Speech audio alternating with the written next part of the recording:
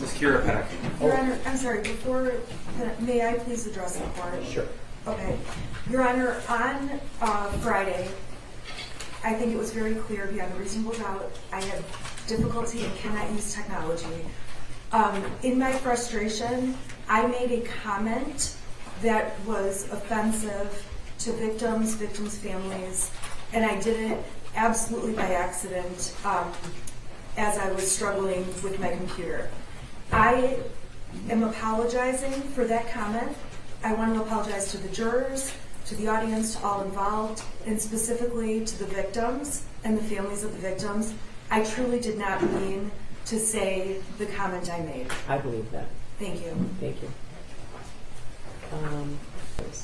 My name is Kira Pennock, K-I-R-A-P-E-N-N-O-C-K. Thank you. Go ahead, prosecutor. Good morning. Good morning. Kira, can you tell the jury how old you are? I am 27. Okay. And you actually have a pretty robust career at 27. Can you tell the jury what you do? I own and run a horse farm. We do boarding and lessons and training And how long have you been owning and running the farm? since May of 21. Okay. You said for the people in the jury or counsel, explain what a horse farm actually does. You said boarding and riding lessons, but what does that actually mean? So people will own horses, and they don't always have the means to have them at their house, so they will board them over at my place. So I take care of them. I feed them, I water them, I clean up after them, and then they can come visit their horses whenever they want. Okay. And so the boarding includes feeding and watering the horse. That's all one price. Yes, it also includes like cleaning up after them, but I mean really just any of the care that they might need for just general living. Okay. And how much is the cost of boarding one horse? Board at that time was $400 for pasture board, so their horses outside 24/7 with access to a shelter if they wanted to use it. Okay, $400 per horse. Yes. Okay. What's not included in boarding? Vet bills. So if the vet has to come out and do something with the horse. The farrier, so the person that works on the feet. I'm sorry, go ahead. It's basically kind of a pedicure for the horse, so that has to happen every 6 to 8 weeks. And then also lessons. Student lessons are not included, so those are separate. And how much are lessons? $35. And how much for the vet bill, a vet or a farrier? It really just depends on the horse, and then like what that horse needs. So, a horse needs routine vaccinations each year and just kind of general checkup. But there are other expenses as for like emergency vet calls. So your horse injured themselves or is colicking, and then we have to have an unscheduled appointment with the vet. Okay, so an average appointment, not including any of the services or the medicine or procedures, would be around what? It really varies, but I would say probably maybe at least $100. Okay. And the vet comes to the barn? Yes. Okay. Do you know someone named Jennifer Crumbley? I do. Do you see her in the courtroom today? I do. Can you describe something she's wearing for the court? She has glasses on. And she's seated over at that table? Yes. All right. May the record reflect she's properly identified Jennifer Crumbley. The record will reflect in-court identification of the defendant, Jennifer Crumbley. Thank you. Do you also know James Crumbley? I do. Okay, when did you meet the two of them? At the same time or separate times? I believe that I had met Jennifer first, and it was probably between 3 and 5 years ago that I had actually met them for the first time, but not actually gotten to know them. Okay, when you met the two of them, how many horses did they own? One. And did you meet them because they wanted to board at your farm? No, they were boarding their horse at a barn that one of my friends had worked at. And then at some point, did they change their barn? Yes. When was that, if you know? I do not remember the exact day or year, but they ended up moving to the barn that I had priorly boarded at before I bought my farm. Okay, when, they did board their horses at your farm, though, correct? Yes. All right, when, about what time, year, month? They started boarding their horses, which by then they had bought the second horse. They had started boarding, I believe, in the July time period of 21. Okay. Who did you know better, James or Jennifer? Jennifer. All right, and can you describe Jennifer's general demeanor when you were working with her? And well, back up. What kind of interactions would you have with Jennifer, and what? Just talking about the horse that she was boarding, or was there anything else that you did with Jennifer? A majority of our conversations were related to the horses and maybe talking about goals for the future, for possibly showing, or just training goals in general to figure out the best plan of action for the lessons that I was giving. So, did you give her lessons? I did. Okay. How often would you give her a lesson? I would say between 2 and 3 times a week. Okay. And when did that occur? Usually in the evenings. So, did Jennifer come to the barn in the evenings during the weekdays, or was it on weekends, or both? Well, she came in the evenings during the week, usually after work, and then weekends she would come in the morning, afternoon, evening. But Okay. I can't say for sure the exact time usually. And did you say how many times during the week, the work week? I would say probably at least 2 to 3 times during the week. And about, on the average, what time would she arrive? About 4:35-ish. Okay. And stay about how long, if you know? Couple hours, so at least maybe 2 to 3 hours. And was that just getting lessons, or were there other things that she was doing? Just getting her horse ready for a lesson and doing the lesson, and then cooling the horse down and taking them back out to their pasture. And then just everybody at the barn is pretty friendly. Everybody will talk, so just small conversation. So the boarding and the feeding is just the basic care. Is there a lot more things you have to do to take care of a horse if you're the owner?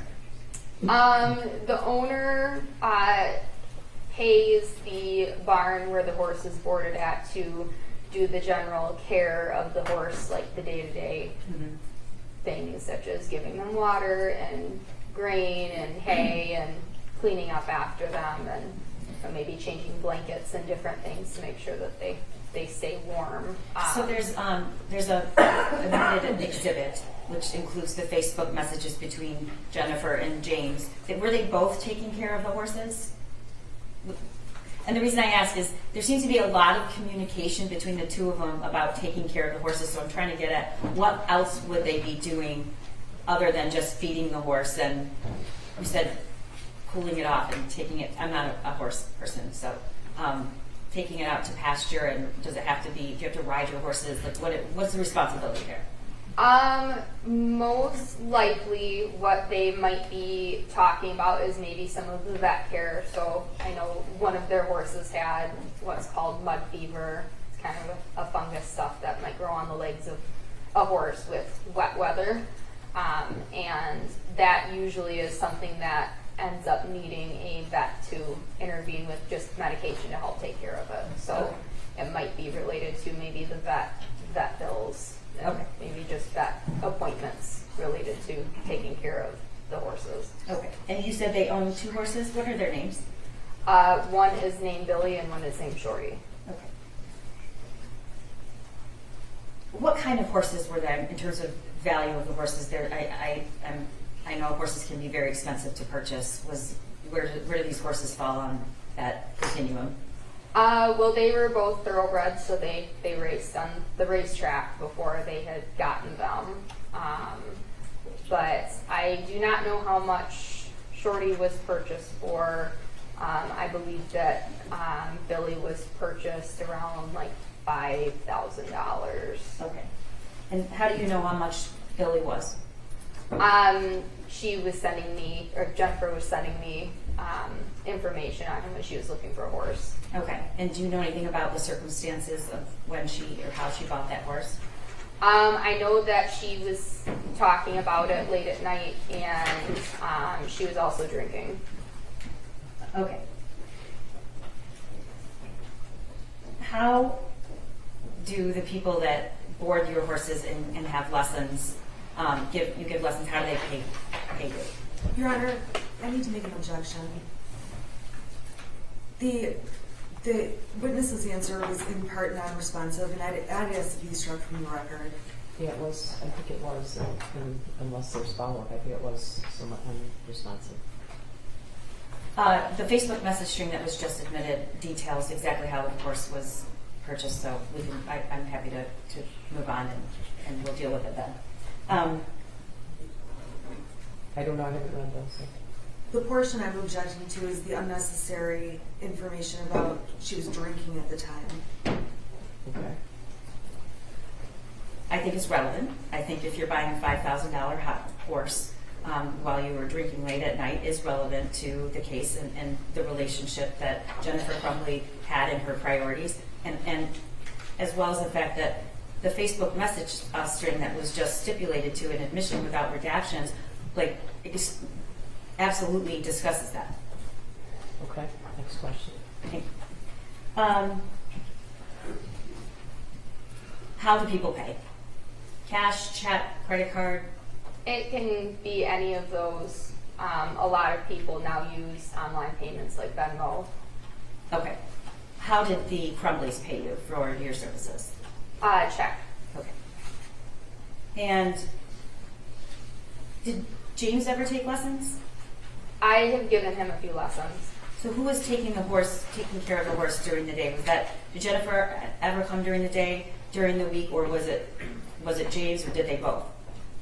Well, the general care every day was done by the barn, but say if there was a need to have the vet out, we usually like to have the owners present, so they would usually have one of them at whatever vet appointment. Okay. So you just testified they moved their horses to your barn July of 2021. You knew them approximately a year before that, 2 years? They had boarded at the barn that I had my horses boarded at prior to buying my farm. I do not recall how much time we had boarded together there, but I had met them a couple years prior to that. Okay, that's what I was getting at. Yep. So you've known them a couple years before they came to your barn? Yes. Okay. Did you know that if Jennifer had a son? Yes. And did you ever meet their son? I may have met him maybe once or twice. Where, if you know, where was that? Was it at your barn? It was not at my barn. Okay. Did you ever see their son come to your barn? No, I did not. So the 2 to 3 times a week and on the weekend when Jennifer would visit, did she bring anybody with her? Usually James. Okay. I don't remember anybody else really coming out and with her. Okay. Do you allow kids at the barn? Yes, we do. And what are the kids that are at the barn usually doing? Usually doing lessons. Some of the kids that are doing lessons, they have siblings that are brought out, so they just kind of maybe occupy their time with the barn cats or seeing the other horses on the property. Okay. And do you have any family-oriented activities or get-togethers? We've had a family reunion. Meaning before, but parties or activities that children are welcome to come to? yes, all of the events that we might have at the farm, kids are invited to. Like we've had parties like Halloween party before too. Okay, around Halloween of 2021, do you remember if you had a Halloween party? Yes, we did. Do you know when it was and about what time of day it was? I do not remember what day it was, but I know that it was afternoon, evening-ish. Was it on Halloween or before Halloween? It was before Halloween. Okay, and it was a weekday or weeknight? It was on a weekend, I believe. A Friday or Saturday? Yes. Did Jennifer come to that party? Yes. And how do you remember that? I remember that both Jennifer and James, they come to the party, and they were dressed up, and like our parties, we include the horses, so people will also dress their horses up for They put Halloween party. costumes on horses? Yes. Okay. I did not know that. Yeah, it was pretty fun. Okay. And do you know if they dressed their horses up that year? Not really dressing them up. They wanted to, but they had also said that they had another party to go to after Okay. mine. So you did not see their son that night? I did not. Okay. Did Jennifer talk to you about her son? Not a ton, but every once in a while she would mention something about him. And do you remember things that she would say? Usually it was along the lines of she was having problems with him, or he wasn't acting normal. She had called him weird before. She wanted him to do normal kid things. Okay. But I never remember her saying anything about really bringing him out to the barn much, or really doing much. I mean, they would go on vacations. I did hear about some vacations that they had gone on, but really there was not much talk about her son. Did she ever refer to him as a certain name? Did she speak negatively about him, or was it or positively? There was nothing truly positive when she was talking about him. There were quite a few times that she had voiced that he was an oopsie baby. What does that mean? I'm sorry. What did you understand that to? I understood it as Your just Honor, objection as to speculation and also as to relevance. Well, I guess I wonder how it is relevant.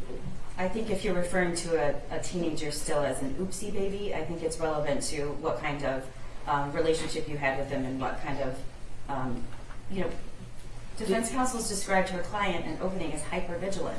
And so I think the prosecution's entitled to I think their relationship is relevant. When you say your definition of an oopsie baby, are you using your own definition of what that means, or hers?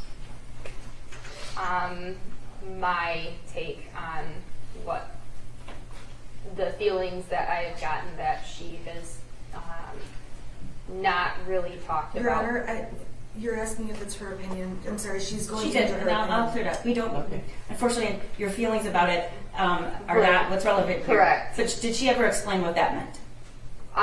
She never truly explained what that had meant. Okay.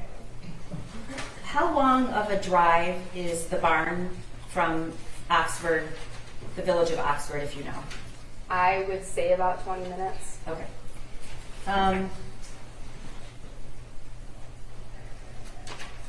What is the way that you would communicate with Jennifer?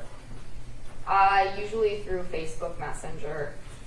And do you know why that is? Is that the way you prefer to communicate? I don't really mind what way to communicate. It seems like Facebook Messenger is how a lot of people communicate nowadays. Okay. Does the barn have Wi-Fi? Yes, it does. Okay. So do you have problems communicating when you're at the barn? It depends on how good the service wants to be at the barn. Okay. Some days it's really good, and then other days there's not great service. All right. And I would assume most of the people at the barn, that's just people deal with that and they know that. Yes. Okay.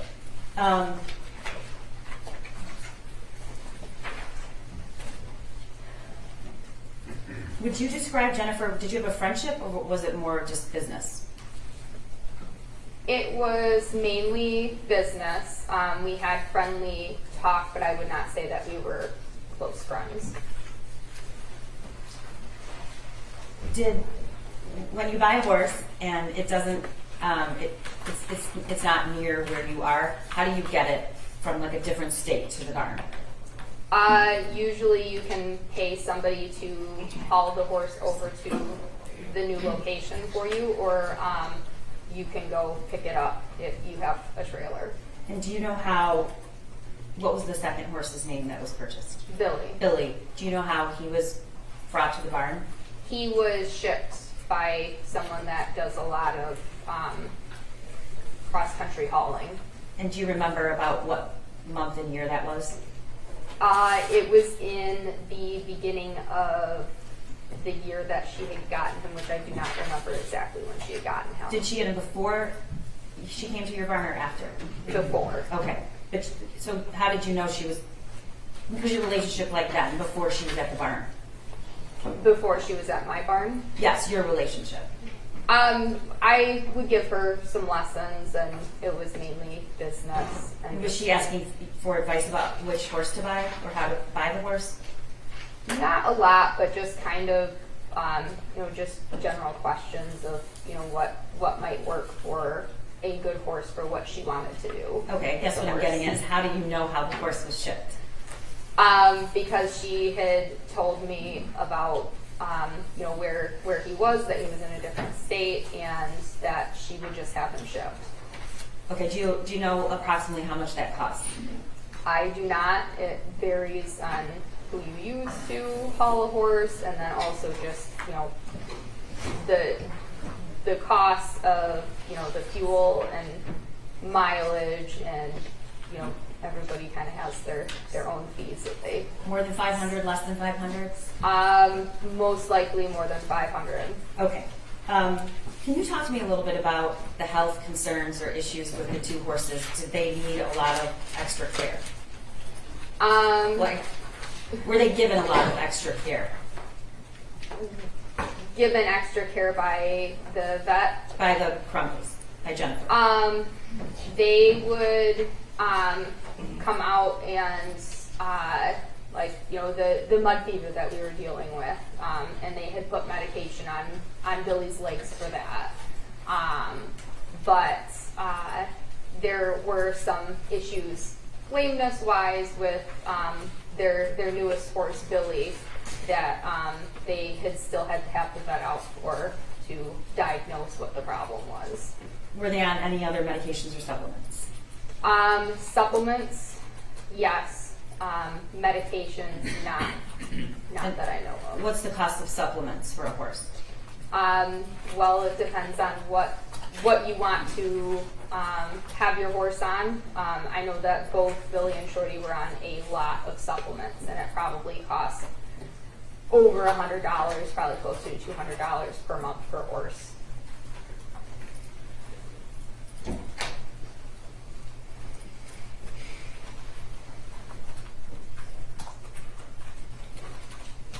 All right, I'm going to draw your attention to November 30th, 2021. You remember that day? Yes. All right. What was the interaction you had with Jennifer Crumbley the day before that? So that was a Tuesday. Did you see her at the barn on Monday? I do not remember. I think she was planning on coming out, but I don't remember exactly. Okay. Did you have any communication with her that previous weekend?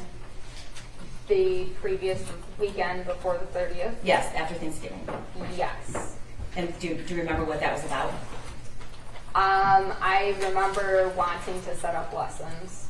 I don't remember exactly anything else. In your Facebook communications, did Jennifer ever mention going to a shooting range that summer or leading up to that fall?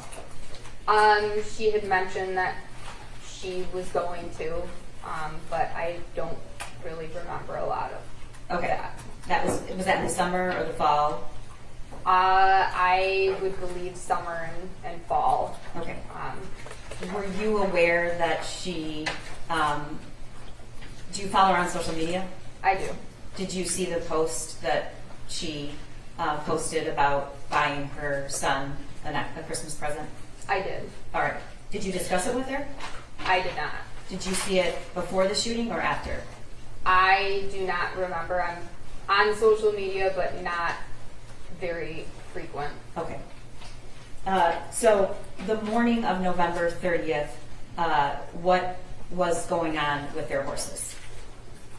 Their horse Billy needed the medication from the vet to help treat his mud fever because we couldn't fix it with the products that we were trying before, and his legs were swollen.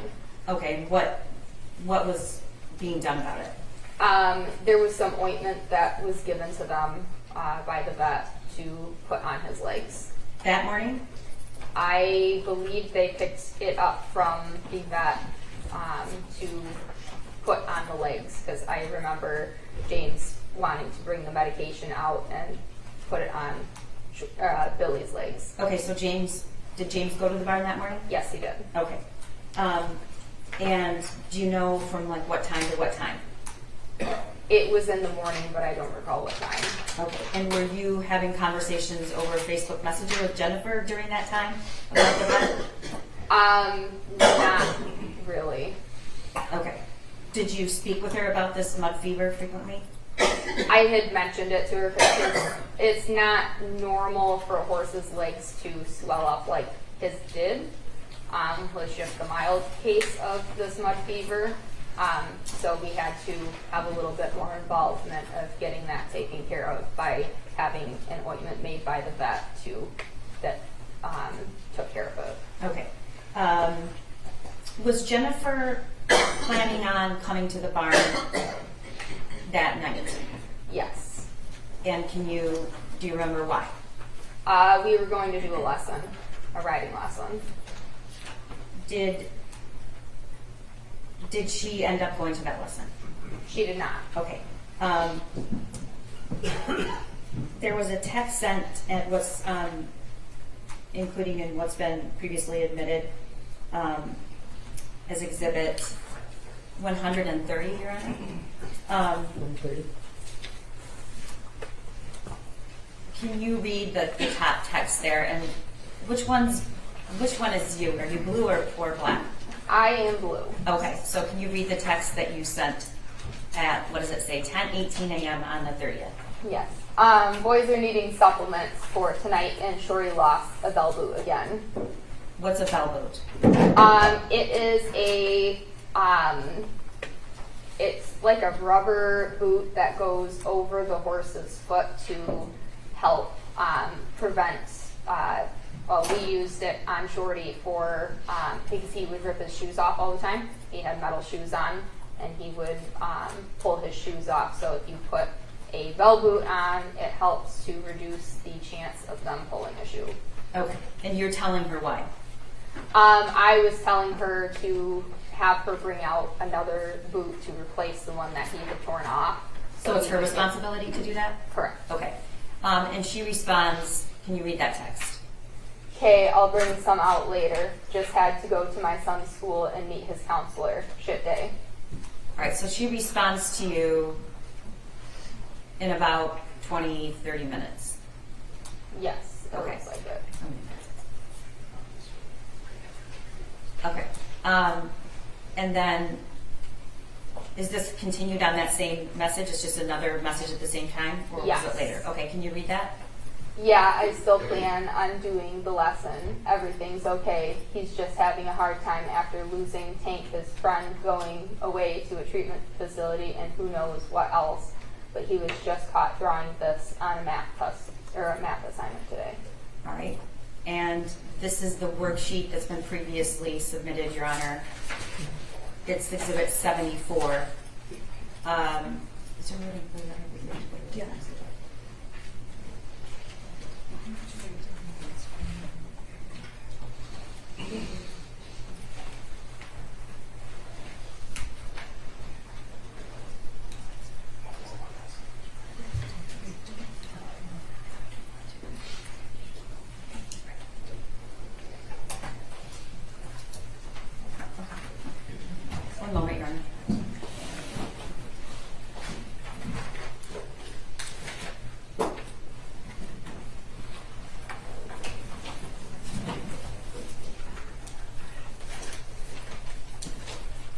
while he's doing that, did Jennifer ever participate in any shows or competitions?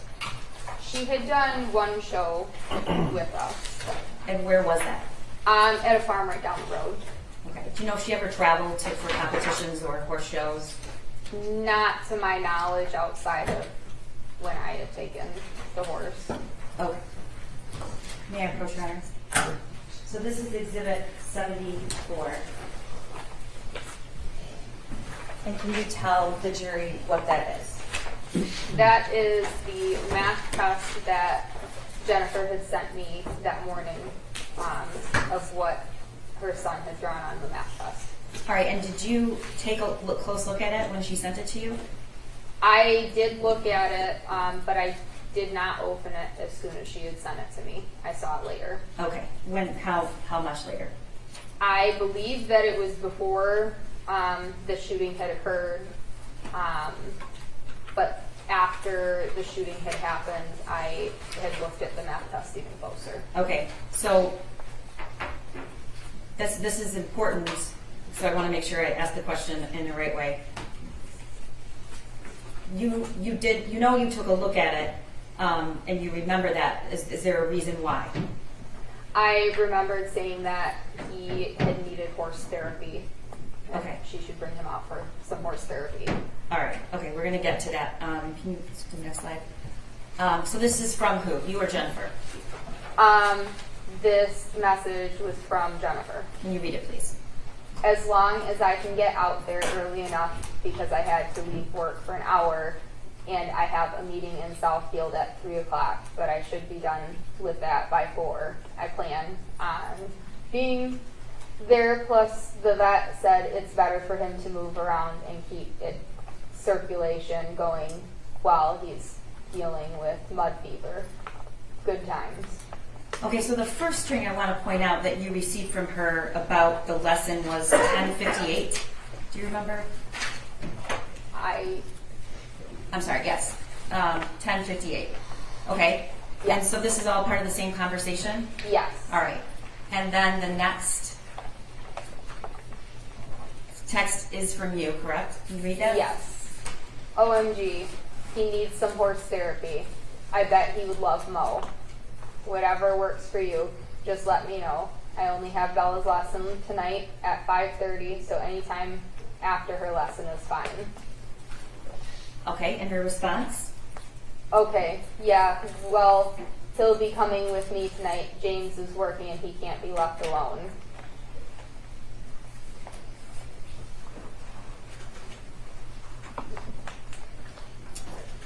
Next slide. Does he want to ride? And she responds, I don't know. Maybe brush a small horse so he's not.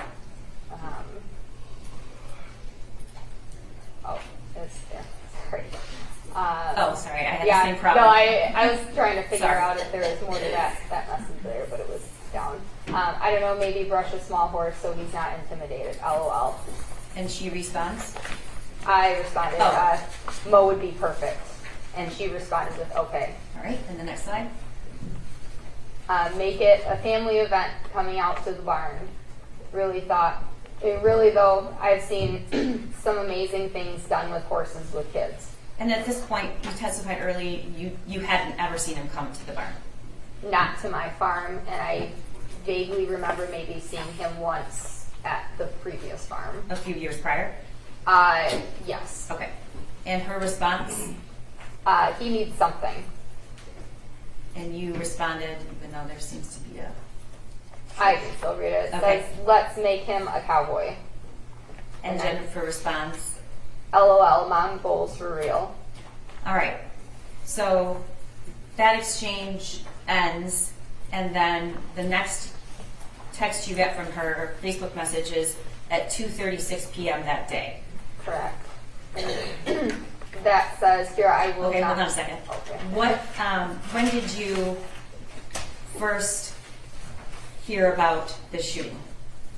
I had actually heard about the shooting when one of my students' moms had called me in that afternoon and said that they would not be out later for their lesson because of the shooting. All right, and what was your first thought, Kira? My first thought is that I knew who the shooter was by the math test that was sent to me. All right, that's a heavy thing to think. Talk to me about why that was your first thought. It's not normal for somebody to draw these things on a test in school or even really think about these things, especially in a school setting, but really ever.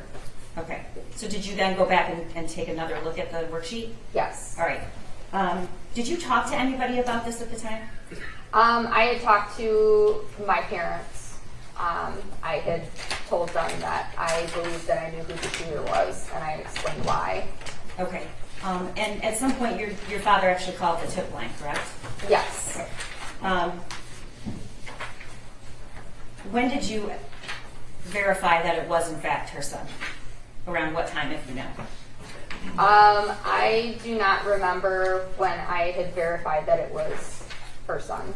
Okay, so let's go back to the text message at 2:36, and we know the shooting started at around 12:51. So this is almost an hour and a half after the shooting. She texts you what? Kira, I won't be there tonight. And you respond? It's okay. Want me to work Billy for you? And she says, Yes, please. okay, and talk to me about the next text and the picture. It says just brought him in, and it's a picture of Billy. All right. Did you text her photos or message her photos a lot of the horses? I would send her pictures as I took them. I tried to be good about taking pictures of the horses. Okay, and the next slide. This is at 4:07. I said, hey, is everything okay? I heard there was a shooting at Oxford High School. Is Ethan okay?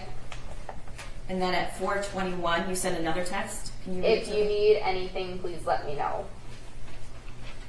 And then under that, oh no, that's the same Okay. message that's up there.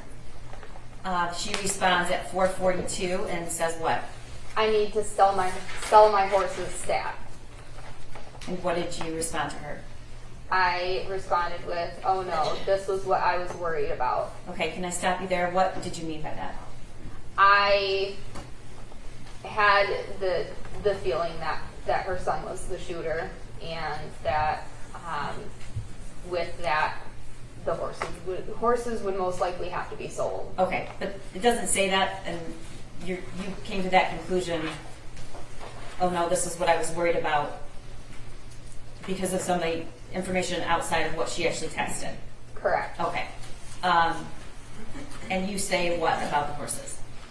I said, if you are serious, I will gladly buy Billy for sure. And And then I asked how much, and she said, I paid $5K for him. okay, about an hour and a half later, you respond. Oh no, no, 6:24. You say what? I had said, do you want $5K for him, or do you want more? In her response, My head is spinning right now. Is 8 too much? and she says, I You say- said, I would gladly give you 8 if I could afford it. I really only have $5K to spend. You could ask Angela if she would buy him for 8. Angela would probably buy him. okay. Do you buy and sell horses a lot? I do not. Okay, have you bought a horse from somebody before? I have bought horses before. Okay, is that something that you normally do via check, cashier's check, cash? It depends on the situation. Your Honor, I would just object to relevance. Your Honor, this is part of a lot of evidence we're introducing about going to flight and the need for actual cash. I'm not Thank you. So at 6:47, she messages you again. What does it say? I won't have my cell phone. Then you respond, Do what you need to do. I will take good care of your boys here.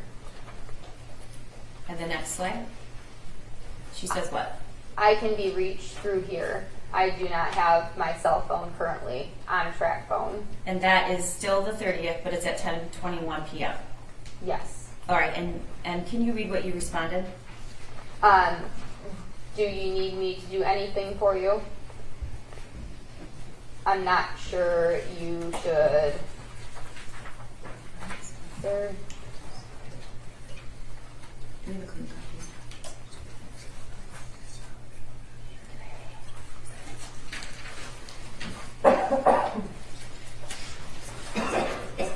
I'm trying to find a paper copy that doesn't have that so prominent in it, so one moment.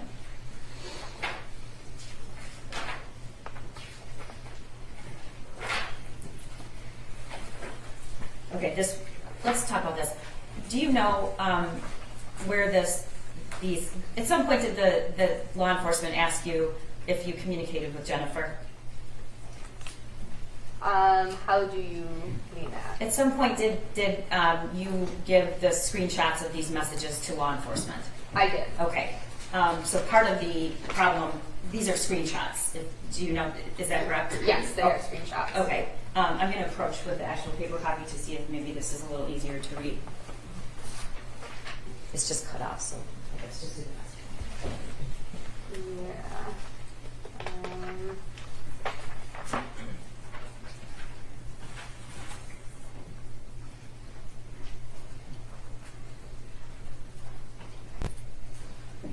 I'm not Okay, really sure. we'll clear it up because we have a complete. But Yeah. can you just read what you can understand? On this next, or it says story being uncovered, already seeing some stuff on Facebook. People are figuring out what's going on.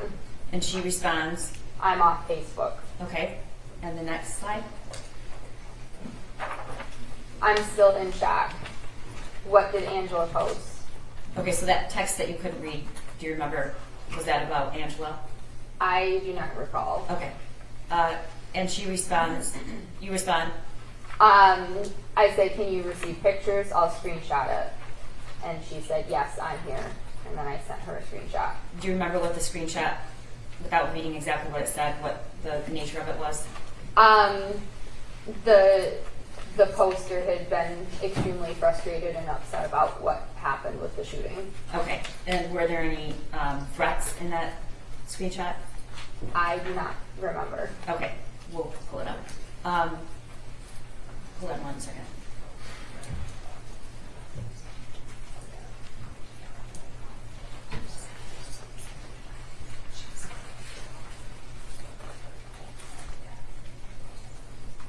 Okay, all right, so the next time you text her at 10:45, can you tell Adria what you said? I cannot believe people on Facebook. I'm so sorry you're having to deal with this stuff. Okay, and because I know this is going to be something council wants to talk to you about, can you tell us what were you feeling at that moment when this was going on about Jennifer and the whole situation? I was extremely upset about the situation. Okay, can you give me a little more than extremely upset? I didn't really know what to think. I couldn't believe that this had happened, and especially so close to, home.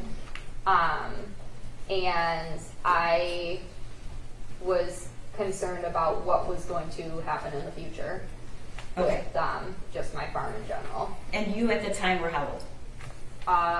It was 2 years ago. 2 years ago. I was 25. All right. And were you feeling bad for Jennifer?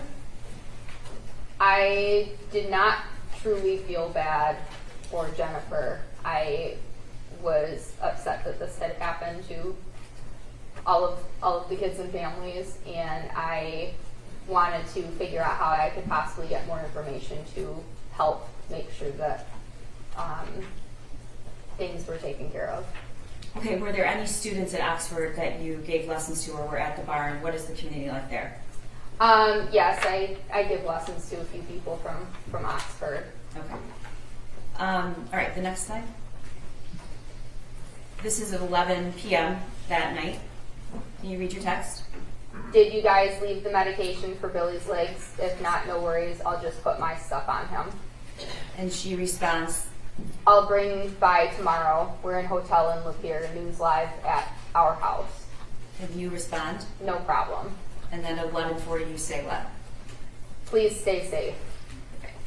Next slide. This is the screenshot that you sent or she sent? She had sent me. Okay. And she responded, I can't go home. okay. And did you read those? What I could just from the screenshot. Okay. Did you view those as threats to her life? Your Honor, I would object as to her opinion. Yes, sustain. Okay. The text, the screenshot speaks for itself. Next slide. Okay, go ahead. I'm concerned for you guys. You should stay. All right. While we're getting a copy that actually is clear, why are you concerned?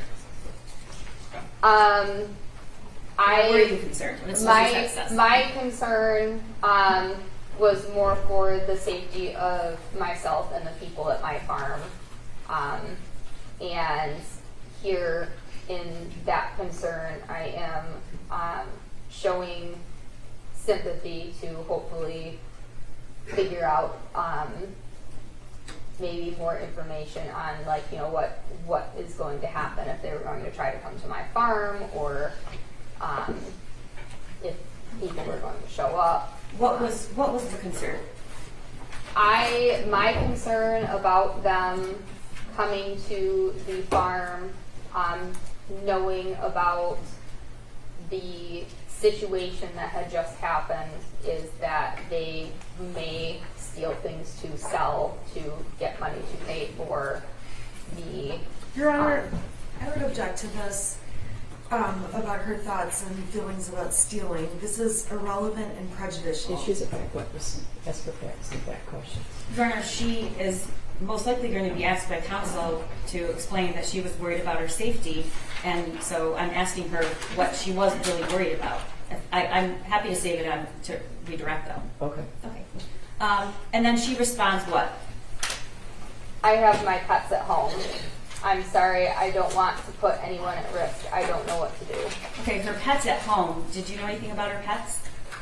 I know that she had a dog, at least still, and I think she had a cat. Okay. And this was still the night of the shooting. Yes. The next slide. And in fact, this is at 11:59 p.m. after she says, I'm concerned about my pets. What do you respond? Best thing you can do is just be honest about things. I'm not sure, I'm wondering about even buying your horses, if that would drag me into this, or if you just sign them over to me. Okay, and then there's content we have to clear up, but can you read the last sentence, or the two last sentences? Two last sentences. I see people saying you're using money from the horses to get a better lawyer or something. People are ridiculous. All right, next slide. I'm selling my house too.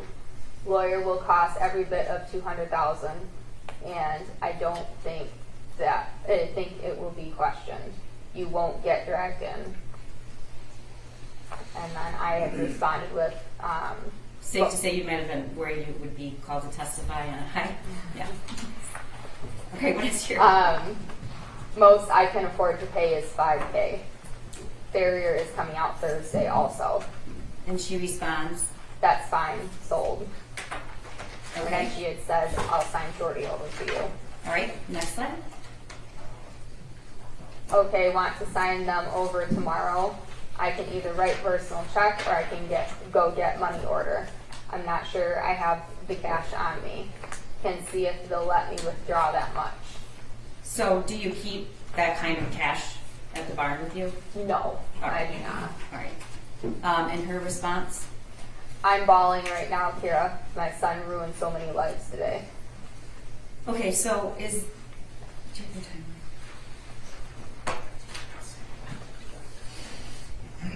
Is this all the 1159, that whole string, if you know? I do Can you not look on the know. paper It's copy? right around in that time.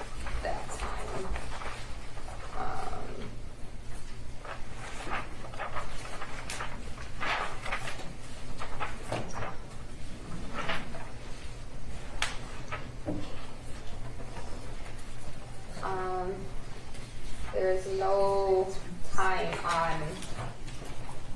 on this. Do you see the time? There's no time in those messages. The last time it shows where the time. Okay, let's move on. Okay. The next, she says, I'm bawling. My son ruined so many lives today. And the next slide. Then I so wish I could help you out more. I'm still in shock too. Take it one day at a time. Be honest about everything. It should help you guys through this. And then you say, if you guys need anything, and I'll do what I can for you, and I'll take good care of the boys. Who are you talking about? I am talking about both of their horses. Okay.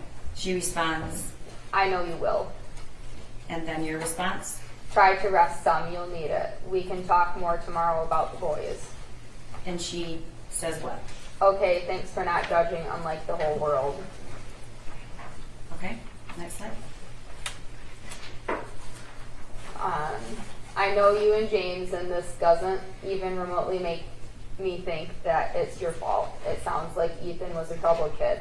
It's unfortunate this happened because he did ruin a lot of and I What's that? Can you read the last few sentences? yeah, the last few sentences of that that message says, who knows, try to stay calm as and collected as you can. Okay. I'm going to approach. This is another copy, so you won't have to struggle with the. Okay.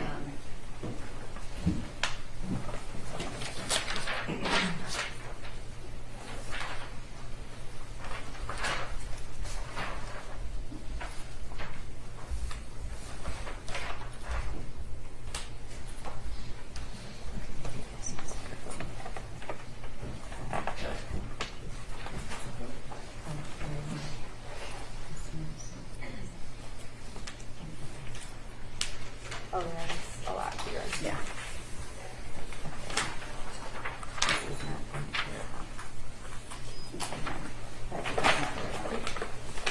Okay. Well, hold on one moment, Your Honor.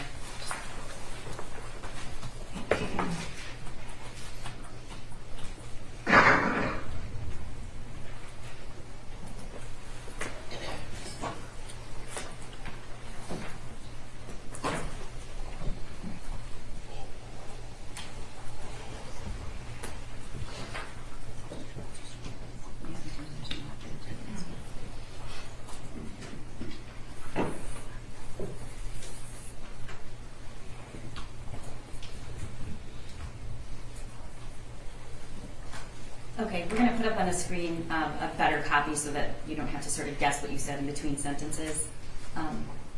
So,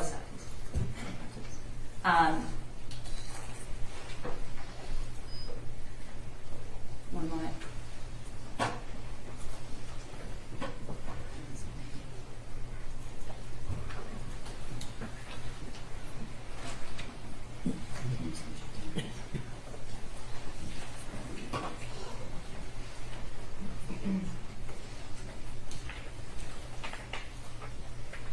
Okay, so we've been over this. This is we'll start at 10:45. And can you go to scroll down?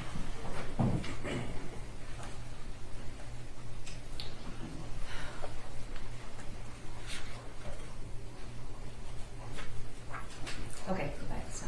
All right, can you read that full message up from 11:44, the night of the shooting, that you wrote in blue? I'm concerned for you guys. You should stay where you are. I'm concerned for you even coming out here. I don't want people finding out about your horses or hurting you while you are here. Okay. And she responds, I have my pets at home. Go ahead. I'm sorry, I don't want to put anyone at risk. I don't know what to do. And you respond, again, rereading this because there's a line missing. Go ahead. Best thing you can do is just be honest about things. I'm not sure. I'm wondering about even buying your horses, if that would drag me into this, or if you just sign them over to me, if that would be better for both of us. I could see people saying you're using money from the horses to get a better lawyer or something. People are ridiculous. Okay. And she responds, I'm selling my house too. We've already entered this. It's going to cost everybody $200,000, and I don't think it will be questioned. You shouldn't get dragged in. And then again, we've read these texts. You said you don't have $5,000, or that's the most you can afford to pay. Scrolling down. She agrees to that, and you tell her you don't know if you can withdraw $5,000, correct? Correct. All right. All right, can you read that text again and include that you sent her now that it's complete? I still wish I could help you out more. I am still in shock too. Take it one day at a time. Be honest about everything. It should help you guys through this. Please let me know if you guys need anything, and I'll do what I can for you. I'll take good care of the boys. And she responds, I know you will. You say, try to get some rest. We can talk more tomorrow about the boys. And she says, okay, thanks for not judging us, unlike the whole world. So what time is this? This is now the next day at 12:28 a.m.? Yes. All right. And go ahead and read that entire text that so you're texting her into the early hours, Yes. correct? Okay, go ahead. I know you and James, and this doesn't even remotely make me think it's your fault. It sounds like Ethan was a troubled kid. It's unfortunate this happened because he did ruin a lot of lives around him and his own. Everything will work out how it's supposed to. I feel everything happens for a reason. Maybe this happened to raise awareness. Who knows? Try to stay calm and collected as you can. And then you had an amazing ride on Billy. Yes. Okay, and how does Jennifer respond? I wish we had warnings, something. He's a good kid that made a terrible decision. I'm glad Billy, good, kills me to sell him. Okay, did you know what she was talking about? She was talking about not having Your more. Honor, I would object to this witness's opinion. The texts speak for themselves. I'm not asking her an opinion, Judge. I'm trying to ask her if there was any. The topic of the conversation? Yes. Did she? What I'm trying to ask, Judge, is did she have any context for this about warnings? Okay. Yeah, she'd have Without to, saying what she'd have to have personal knowledge. Right. I was trying to get to that actually. Did you have any information from before she sent you the text about warnings about what that meant? Not just what you perceived it as, but did you have any information she had provided earlier about warnings?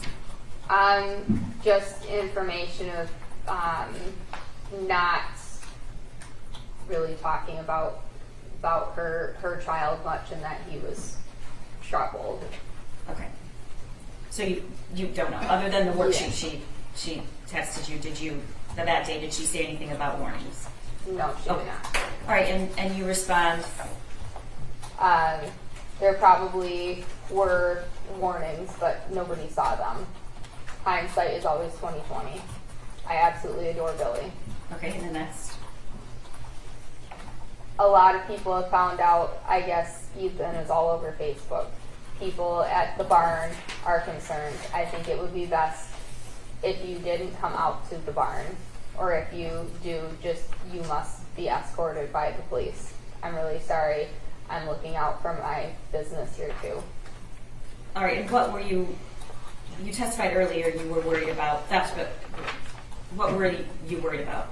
Is there anything else that you were worried about at that point? I was also worried about just the safety of my other boarders. I do have people that I give lessons to that do go to Oxford, and they did not want to be around if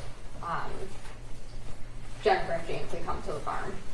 Okay, and she responds to you, this is then the next day after the shooting, it's around 9:56 a.m. What does she respond? Seriously, those horses are the only thing that is good in my life right now. And I responded with, I 100% understand that, but we all need to be careful. What if people follow you here? Okay, the next messages indicate that it says, Kira missed your call. Is there a way to call through a Facebook Messenger that doesn't include, that's not a cell phone call? Are those two different things if you know? Yes. Okay.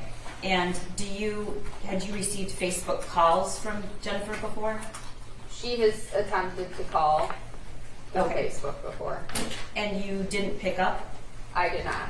Is there a reason for that? I do not remember what I was doing at that time. Okay. And the next message? Call me on Facebook, on track phone, need to talk and figure some things out. And what is your response?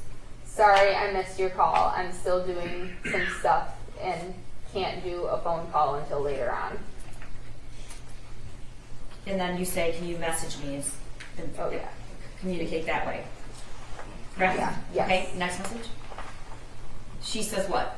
Let's talk later, easier than texting. This phone is hard to text on. And now your response is, now this is 3 o'clock, the day after the shooting. You respond what? All right, no problem. I'll let you know later today. And then you text her again that night at around 8 p.m.? If you're comfortable coming out here without police, I'm okay with it too. We just need to be careful. I don't want people to follow you or hurt you. Okay, Kira, it seems as if you're changing your mind here and you're not exactly sure how to handle it. What's going on with that text? Because that's opposite of what you said earlier. Your Honor, I would object to the narrative being provided by the prosecution and ask that she just ask questions. Okay, well, I think she is. She's asking, did you change your mind? I had changed my mind to allow her to come to the farm, but in my head, if she did decide to come to the farm, I would still have, my parents were there and just making sure that things were still safe. Okay, and were you continuing to talk to other people like your parents during this time about what to do? Or were you pretty set? I had talked to my parents. Okay. What is her response shortly after that? That's still 8:12 p.m. We're out of the area for a few days in a safe place until we have a better grasp on everything. Okay, and the next message you send? I am very glad you are safe. I care about you guys. I will take care of your boys. Let me know when you want me to buy them and I'll buy them. And then you also add, if you need anything else, could just let me know? Yes. All right? And the next message she sends is about an hour or so later at 9 p.m. And what did she say? I'm sorry, my keyboard sucks. Let's plan on Monday to sail. Okay. And at this time, December 1st would be a Wednesday, Yeah, if you know. I think. I'm not good with dates. Okay. And so Monday is 4 or 5 days later. Yes. Okay. And then you respond, okay, sounds good. Is there a way for me to get the medication for his legs before then? Who are you talking about, Billy? I was talking about Billy because Okay. he had the medication that was being used to treat his fever. The mud fever? Yes. All right. And then she responds, What's your number? I want to call and set up a safe place to meet. My messenger is probably being monitored. And okay, she's telling you at 9:30 on Wednesday night, my messenger is probably being monitored. What did you take that to mean? What messenger? She is referring to the Facebook Messenger. So you monitored meaning that the messages you're sending are being monitored. Correct. Did you know who was monitoring them? I did not. Okay. And then she says what?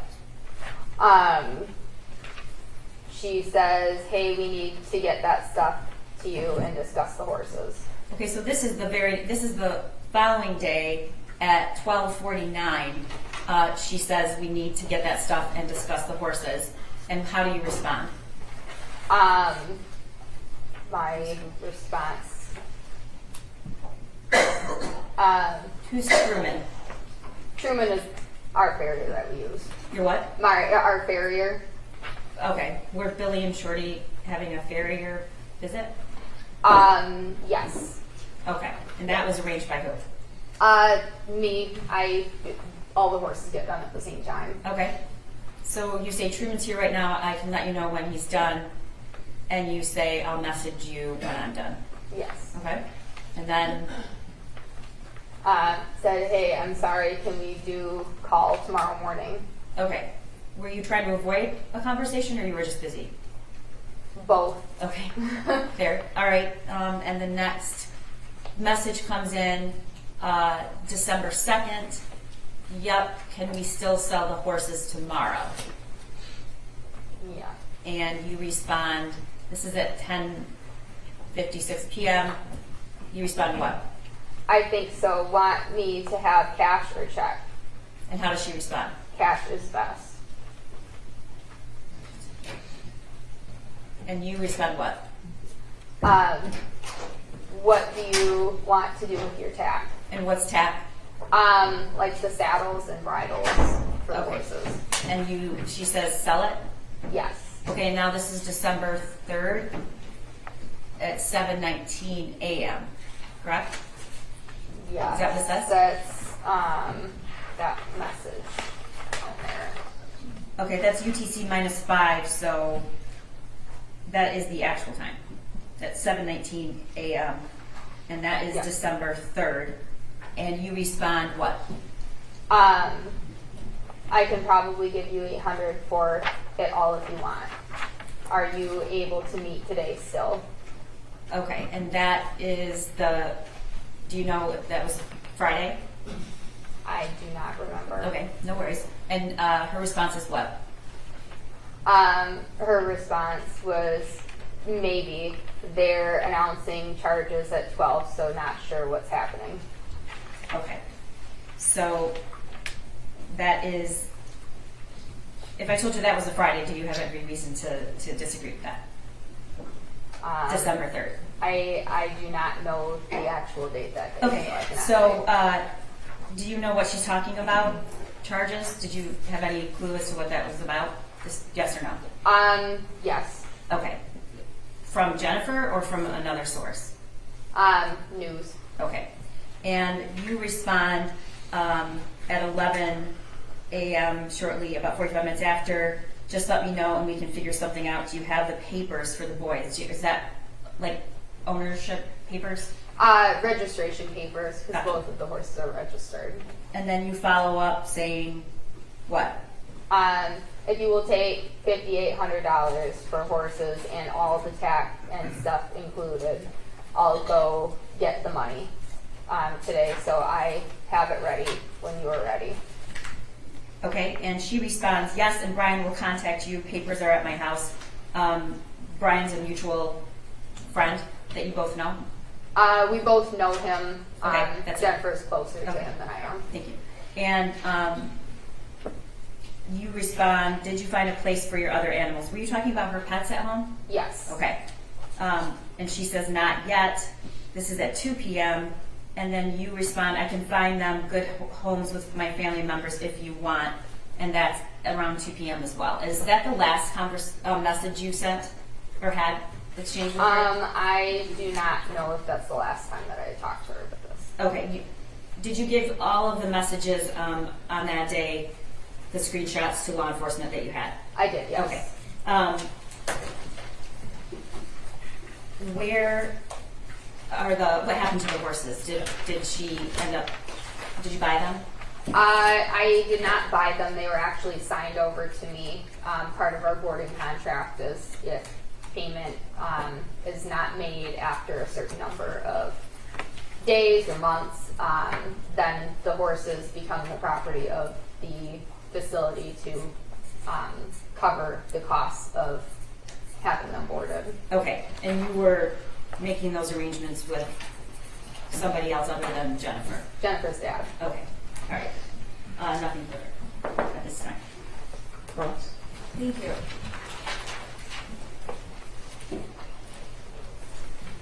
Good afternoon, or morning, good morning. My name is Shannon Smith. I represent Mrs. Crumbley.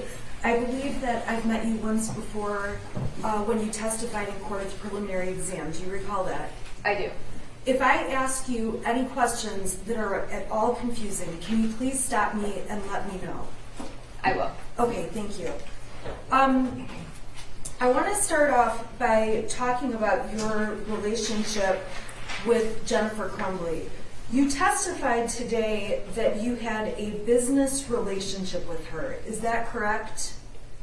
It was a business relationship, but also a friendship, but we were not super close friends. Okay, so you would agree that at the time prior to November 30th of 2021, Jennifer Crumbley was also a friend to you. Not particularly close, but a friend. Correct. And the farm that you own, do you call it a farm or a barn? It's both. Okay, I keep using the word interchangeably, so I thought I'd ask. Yep, either works. The property you own is approximately 51 acres, is that correct? Correct. And it's fair to say that to get to your property, there are long roads in a very rural area, is that correct? Yes. So your farm is not right up against cities or areas with a lot of traffic, correct? Correct. On those roads that are close to the farm, it's fair to say the cell signal cuts in and out for different cell phones. Correct. And you personally, at the time all of this took place, had a phone through Verizon Wireless, correct? Correct. And you would be able to use your Verizon phone while at the farm. For the most part, depending on the area and also just the day. So there were some parts of the farm or parts of the day where you would also have trouble getting a signal to make phone calls or send text messages, correct? Correct. And you know from the other people who board and come to the farm that other people also have internet issues and are unable to receive calls and texts while at the barn. Yes, sometimes people would struggle with that. It sounds like there's one little area by a picnic table where people kind of flock if they want to check their texts or get data. Is that correct? It very well could be. There are a couple areas that seem to maybe be a little bit more reliable service-wise, but even then, like sometimes if it's too windy, things don't work.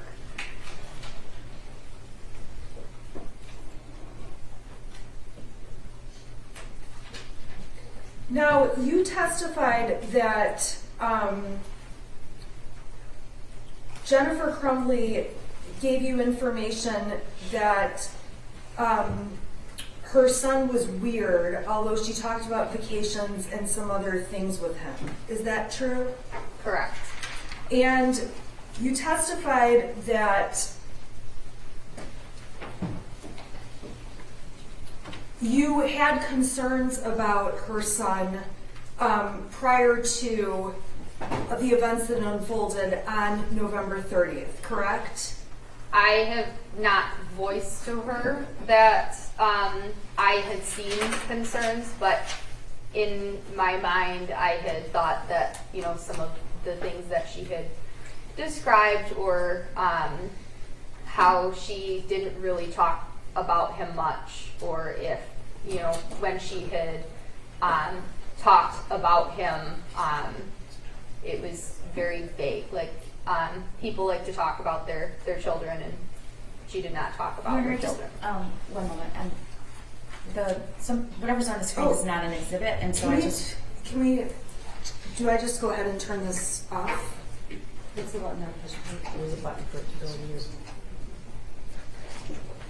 Should I just pull my plug out? I don't know, is this yours? Yes. Is this yours? Yeah, this is my Oh, okay. laptop. It Oh. was, I didn't realize it was turned on to my laptop, so my desktop was evidently up there.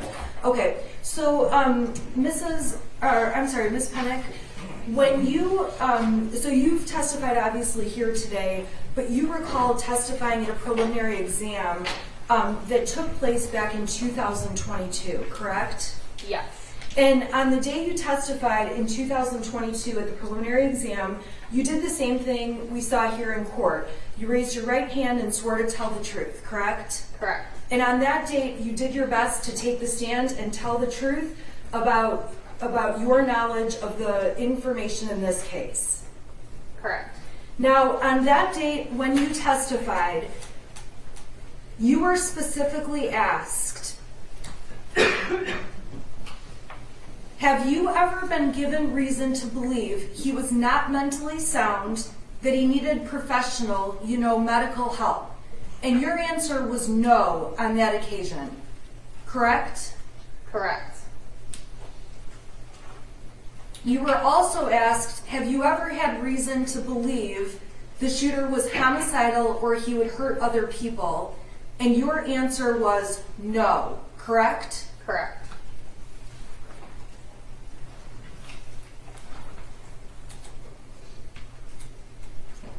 Now, today you testified that the shooter, you were told about issues related to the shooter and him being weird, correct?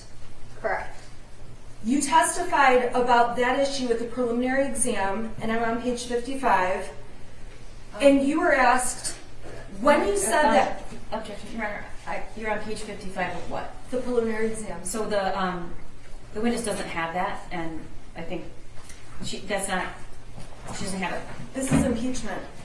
Right, but she's referencing a page number to something that nobody else Oh, I has. think she's referencing the page number so that you know where she is. Right. In the exam. Okay, it's not an exhibit, so I'm just wondering if we're going to refer to certain things that she said that she be allowed to also see that before she answers. Well, I think she said, if she doesn't remember, if she doesn't recall, right? Otherwise, with impeachment, I don't need to put the, Yeah, so ask her if she recalls being asked a certain question. okay. At the preliminary exam, you testified about whether James and Jen had issues with their son. Do you recall that? I recall. And on that date, you said, I had never gotten the feeling that Jen and James had those types of issues with their son, correct? Correct. I did And- not know if there were specific issues, as they had never told me flat out that there were issues, but just some of their behaviors that they were comments that they had made, indirect comments, made me think that there may have been issues at some point. So it's your testimony today that you thought there may have been issues, but when you were asked under oath and testified in 2022, you specifically said, I had never gotten the feeling that Jen and James had those types of issues with their son. I did not know. I don't have any paper proof or documentations of conversations to know for sure, so they're just my feelings. Okay, I'm not asking if you have documentations or proof. I am just saying that on that date in 2022, which was closer in time to the events in this case, your testimony, sworn testimony, was that James and Jen did not have those issues with their son, correct? Correct.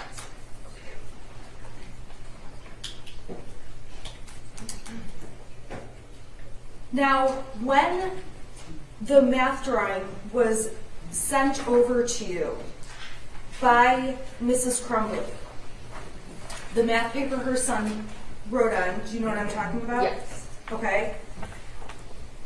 You ultimately saw that math paper, and you would agree with me that Jennifer appeared very concerned about what was going on, correct? she had stated that she was concerned. Okay. So she sends you the math paper and expresses concern. Yes. Now, you testified that when you heard there was a shooting at Oxford High School, you knew who the shooter was, correct? My feeling with the information that I was given before I had actually seen it on the news, and who the shooter actually was, I had my feelings about who the shooter was. So you did not believe that the shooter would have committed a school shooting based on the math paper alone, correct? I do not know for sure. If you saw that math paper and thought there would be a school shooting, you would have told someone, correct? I cannot predict the future that there would have been a shooting, but I was very concerned about the sheet, the math test that was sent to me, and I did talk to my parents about the math test that I was shown, and my understanding is that with Jennifer and James meeting with the school that this was discussed. Okay, we can agree that after the meeting about the math paper, Jennifer was concerned. We already went through that, yes? Yes. We can agree that she sent you a picture of the math paper and you also felt concerned, correct? Correct. And we can agree that you did not call law enforcement or police to say, hey, I think a school shooting is going to unfold, correct? Correct. At the time you saw the math paper and were concerned, you would have stopped a school shooting if you predicted it was going to happen, correct? I would not have known that something like this would have happened. You wouldn't have thought something like this would happen, correct? Correct. What ended up happening was horrible, correct? Correct. And it was not anything that you expected, even, correct? Correct.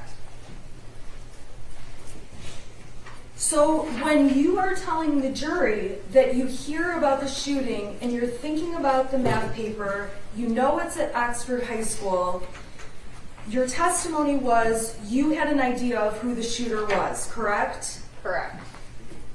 In order to reach that conclusion at that time, you had to rely on hindsight, looking backwards at things that you believed supported Jennifer's son may be the shooter, correct? Yes, the only thing that the thing that made me believe that I knew who the shooter was realizing the math test that was sent to me that morning. Right. So after the shooting happened, I had a feeling of who the shooter was because of the math test that was sent to me that morning. Okay, so it's looking backwards, connecting the dots of things you see that were of concern, and knowing the shooting happened, that helps you put it together who the shooter is. Correct. But again, if you saw that math paper and had known or had a crystal ball and knew the shooting was going to unfold, you would have certainly called police or done something to stop it. Absolutely. You also would have said to Mrs. Crumbley, hey, I think your son is going to do something to hurt people, correct? Correct. Or, hey, I think your son might do something to hurt himself. Correct.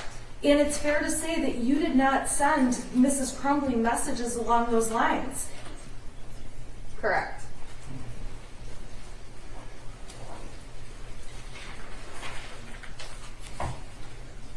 Now, you testified that you were being kind to Mrs. Crumbley. I don't believe you used the word being kind, but I characterize it as kind.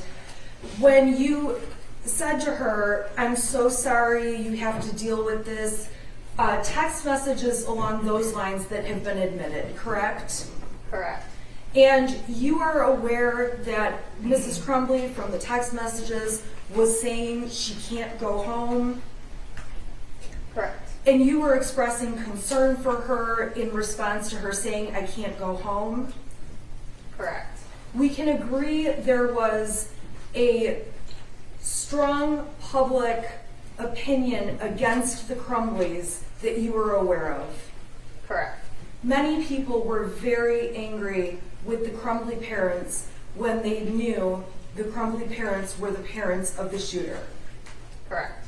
So one of Mrs. Crumbley's concerns that was discussed in these texts with you were for her safety and the safety of her husband.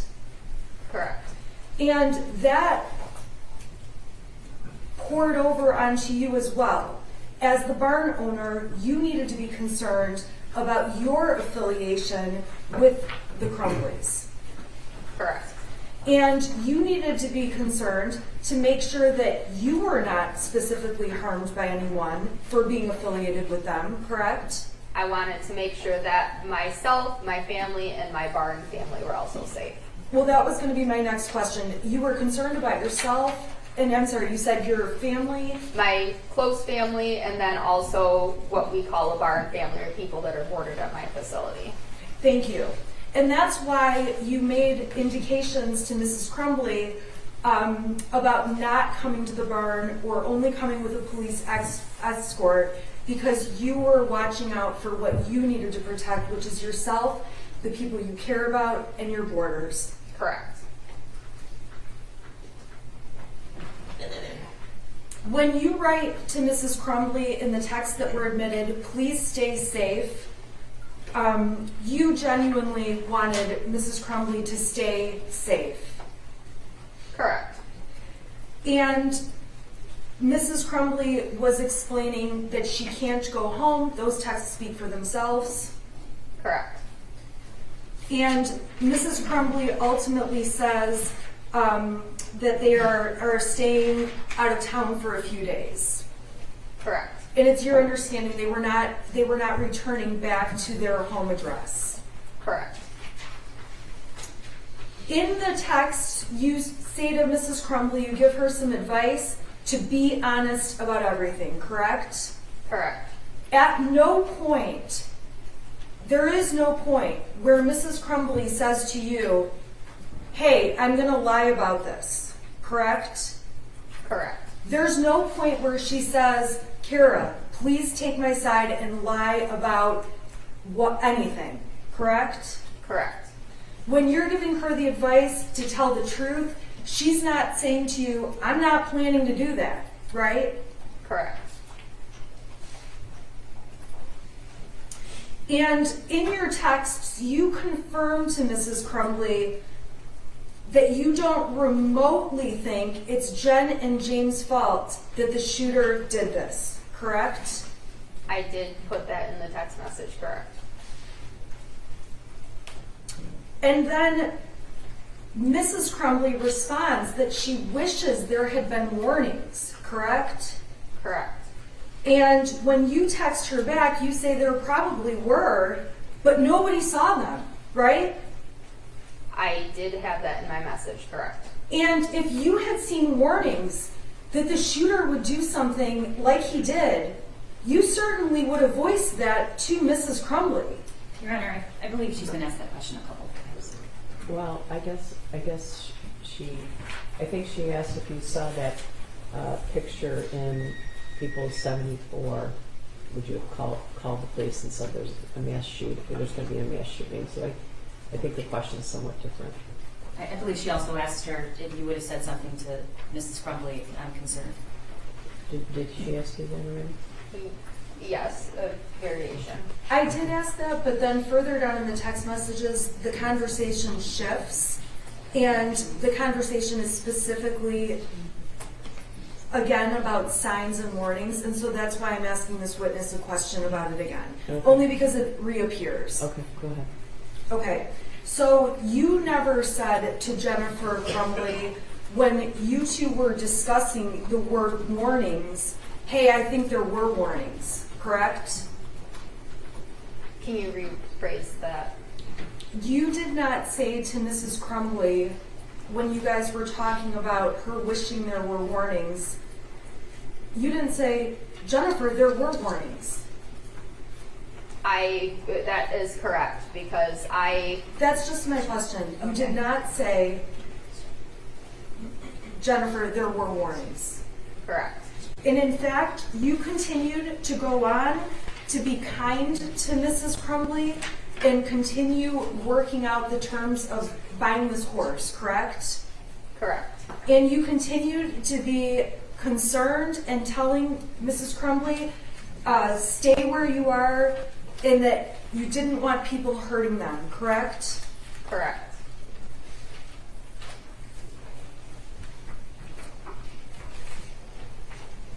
When Mrs. Crumbley was commenting to you about a lawyer costing $200,000,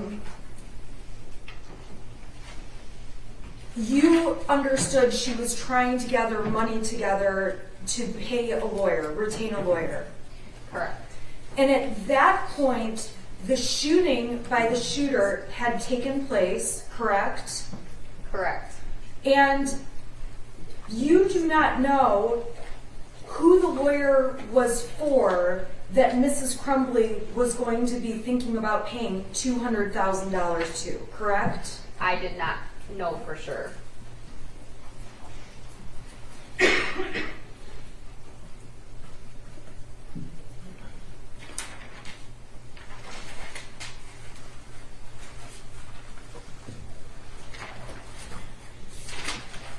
May I have one moment, Your Honor? Sure.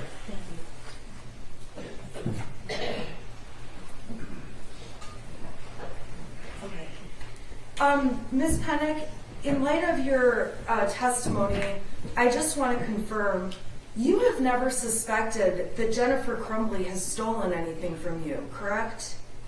No. You've never filed a police report or made that kind of claim to Mrs. Crumbley or anyone, correct? No. Thank you. Redirect. Kara, did you have any trouble receiving and sending Facebook messages that day when you, in the thread that I had you read?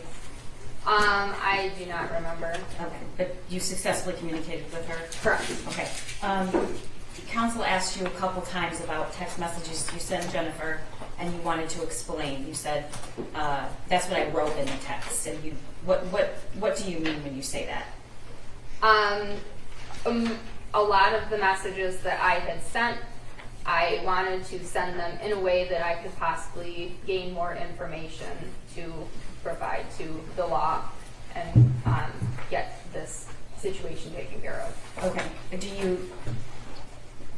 Did you have any other concerns about being in a confrontation or a fight? Not directly with them. Okay. And she just asked you about concerns about theft, and you said no, you didn't prior to this, so why were you concerned about it now? I was concerned because when somebody needs a lot of money and then they're in a tight spot with something like this case, that they may do things that they may not have ever thought about doing, and one of those things was stealing things to sell for money to cover the expenses of things that might need to be covered. Okay. Nothing further, Your Honor. May she be excused? You can step down and you're excused. I forgot. I do. Okay, please be seated. And then would you state your name for the record and spell your first and last name? Sean Hopkins, SHAWN, last name HOPKINS. May I judge? Sure. Go ahead. Thank you. Sir, did you work with the Oxford High School in November of 2021? I did. Okay. And what did you do there? I was a counselor at the high school. Do you still work at Oxford School District? I am currently on leave through the end of the school year. Okay. So you said you were a counselor. What exactly does that mean? As a counselor, I oversaw my caseload of students. I had approximately 400 students while at Oxford High School. I helped them with post-secondary planning, scheduling. I helped them also with social emotional issues and really kind of working with them holistically throughout their time in school. Okay, so you said you had about 400 students in your caseload, is that right? That is correct. Okay, so how many students, if you know, attended Oxford High School in November of 2021? I believe it was around either 1750, 1800. Okay, so how many counselors were there?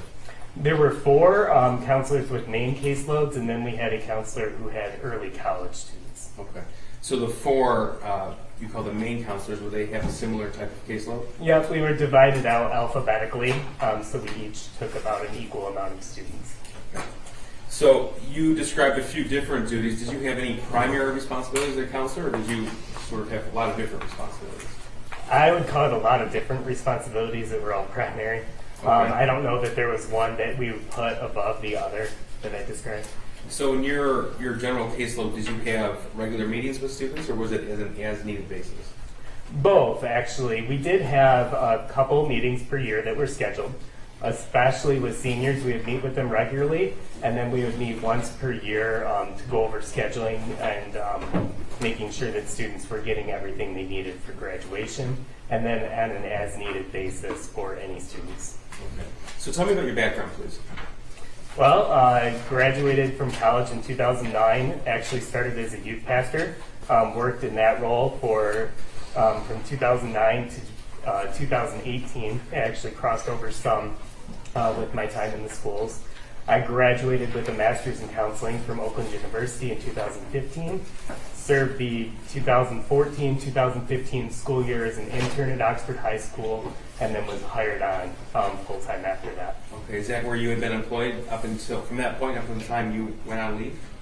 No, I was at Oxford Bridges High School for the 2022-23 school year. Okay, what is that? That's the alternative high school within the Oxford Schools District for students who are credit deficient and at risk for graduation because of their credits. Okay, thank you. So, did any of your responsibilities as a counselor at the high school involve disciplining students? They did not. Okay, so who would handle that? That would have been the dean or our principals. Okay. So, November of 2021, Oxford High School, at that point, were students still masked? They were. Okay. Was it in-person learning, or was it hybrid, or was it remote? It was primarily in person. We did have times when we were unable to stay in person due to amount of students out with COVID tracing. Okay, so it was in person whenever possible. Would that be Yes. correct? Okay. Now, what sort of issues would arise with the students in your caseload in the fall of 2021? It was a difficult time.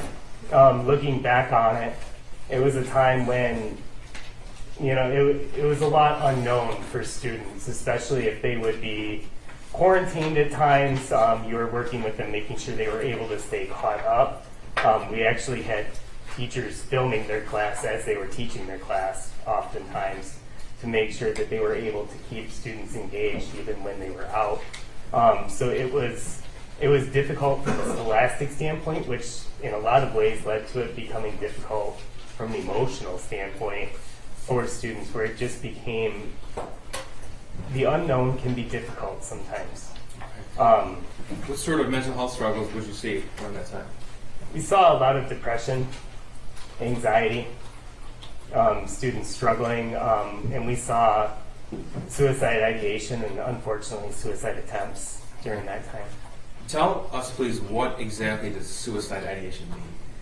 It's a difficult one to define for a lot of people, but really what suicide ideation is are themes or things which may be related to suicide. So we could see sadness, which in itself isn't suicidal, or we could see depression, which in itself isn't suicidal. But when we see these themes together, sometimes they can be linked with suicide. Okay. In November of 2021, as well as the previous school year, was Jennifer Crumbley's son one of the students assigned to your caseload? He was. Okay. When would have been the first time you interacted with Jennifer Crumbley's son?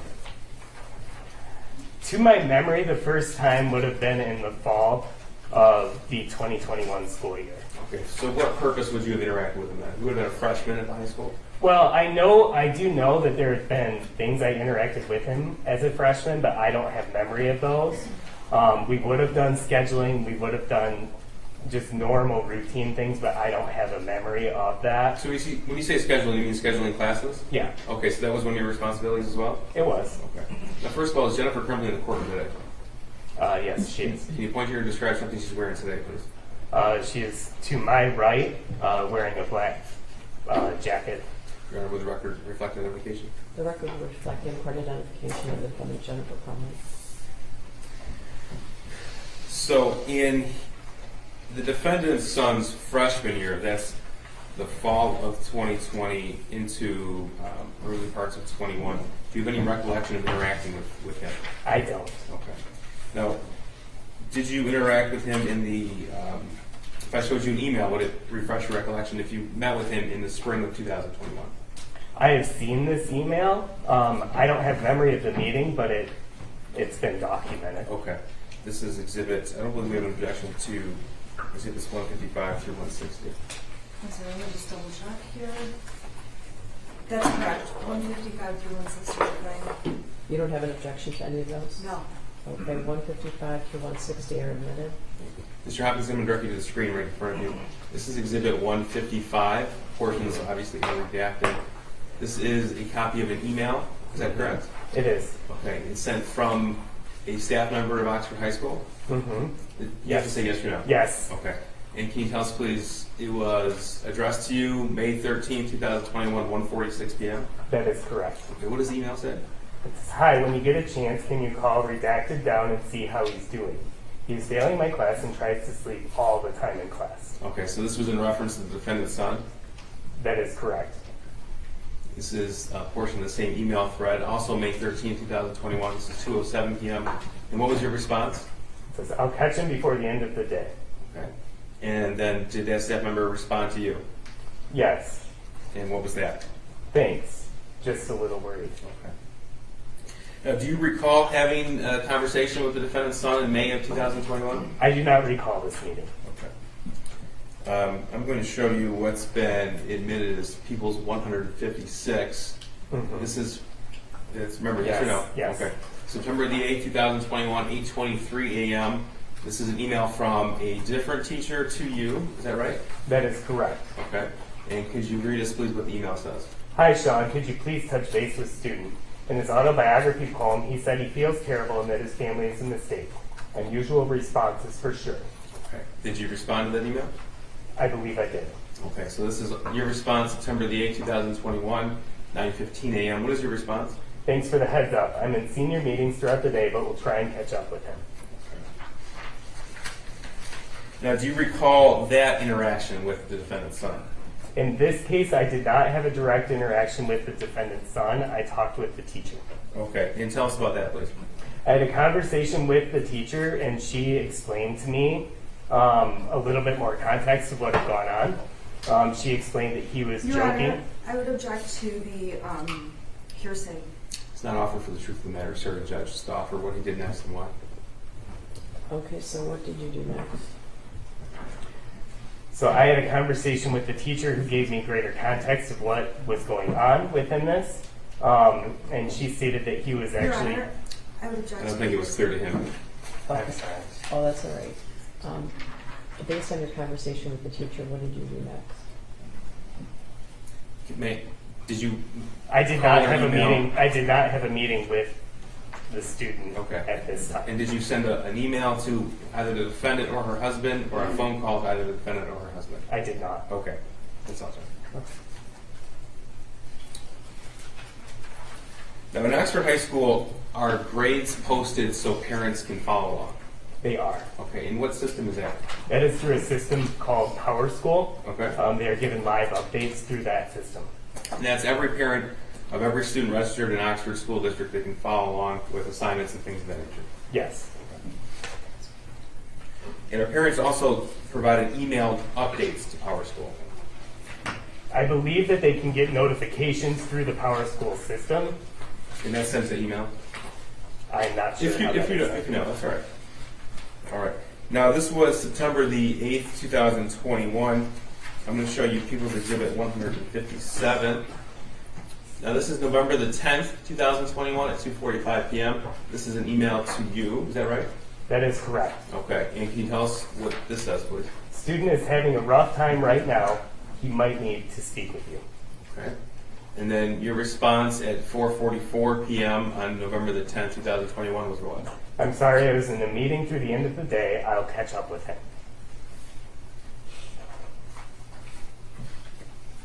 Okay, and did you catch up with him? I did the following day. Okay, tell us about that, please. I had a quick meeting in the hallway on his way to class and just let him know that if he needed somebody to talk to, that I could be there for him. Okay. Now, did you contact either that student's mother or father at that point? I did not. Okay, did you send an email? No. And why not? Because it was something that was very typical. I didn't have any information on the student other than he was sad, which to me is a pretty common thing and a normal thing. And I just wanted to be able to offer a bridge that if that student wanted to talk. Okay. And you offered that bridge to the student? I did meet with that student in the hallway and offered that opportunity. Okay. And for the record, that was General Crumbley's son, is that correct? That is correct. Now, the next time you had any interaction with the defendant's son was November the 29th, 2021. Would that be right? Yes. This is Exhibit 158. Sir, this is an email to you that eventually was forwarded. Is that correct? This email was eventually forwarded to me fairly quickly after it was sent to the two on this email. Okay, so this is Monday, November 29th, 9:32 a.m. Can you read us, please, what the email says? I have a student during first hour today, defendant's son, who is on his phone looking at different bullets at the end of first hour today as I was walking around the room passing out their essays. I didn't get a chance to investigate it a bit further since it was the end of the hour. Now that he's on my radar, I'm also noticing some of his previous work that he's completed from earlier in the year leans a bit toward the violent side. I can bring these things later today during my 5th hour prep if you would like them. Okay, so this was 9:32 a.m. and you weren't on the initial email, but it was forwarded to you. It was forwarded to me. Okay, and tell us what happened next, please. At this point, I received a phone call from Pam Fine, who was on the original email, asking if I would be able to come to her office. She was planning to call down the student and meet to discuss the contents of this email. Now, in the realm of either a school counselor or someone who's in discipline of students, there are certain levels of escalation when it comes to contacting a student and or a parent. Would that be right? I would agree with that, yes. Okay. So there's a check-in. Your Honor, I would ask the witness to answer the questions and avoid the leading questions. Please. Okay, so earlier you testified that you had just met with the student's teacher in September of 2021. Yes. Okay, and you felt that was sufficient at that point. Yes, because I was able to gain more context. Okay. November the 10th of 2000, well actually you met with him November the 11th, 2021, you took the next step to meet with him. Yes. Okay. And now a decision was made, you just testified that, to actually bring the student into the office. That decision was made. I was not the one who made that decision. Sure. But as far as you're concerned in your role, what are the levels of escalation to contact either a parent or somebody else? It depends on the situation. If it's a discipline issue, I'd be contacting a dean or a principal. And then they would be the ones leading the meeting from there. If it's a social emotional issue, or if I feel the student is at risk of harm to themselves, I would be contacting a parent in that case. Okay. So you said it was Pam Fine who was on that initial email, and what was her role at Oxford High School? She was a restorative practices coordinator at that time.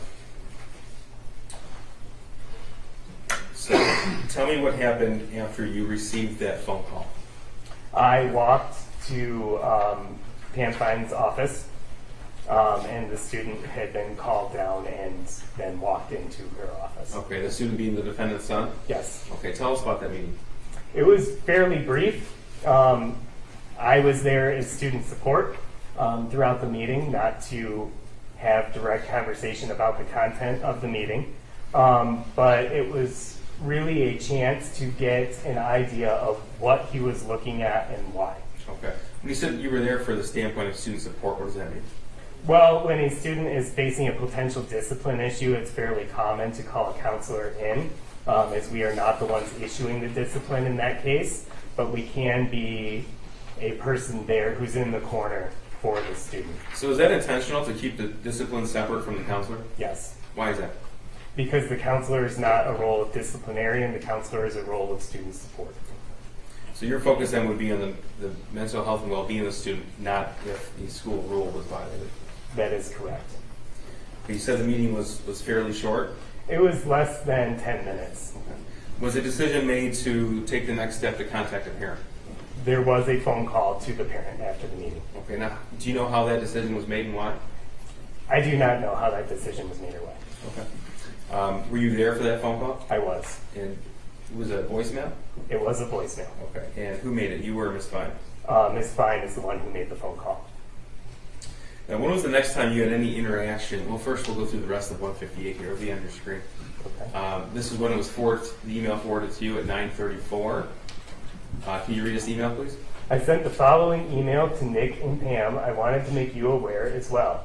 I'm not sure if you had any contact with this student. Okay, now who's Nick? Nick was a dean of students at Oxford High School at the time. Okay.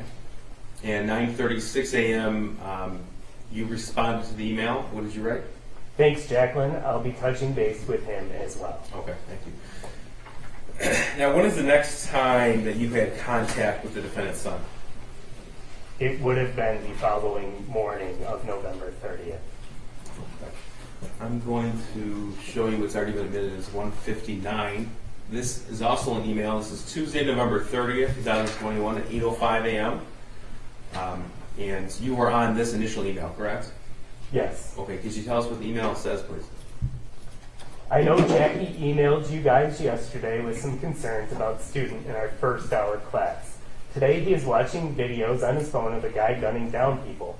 It looks like it's a movie scene and not security footage / a real event, but definitely still concerning when taking into account some of his other behaviors.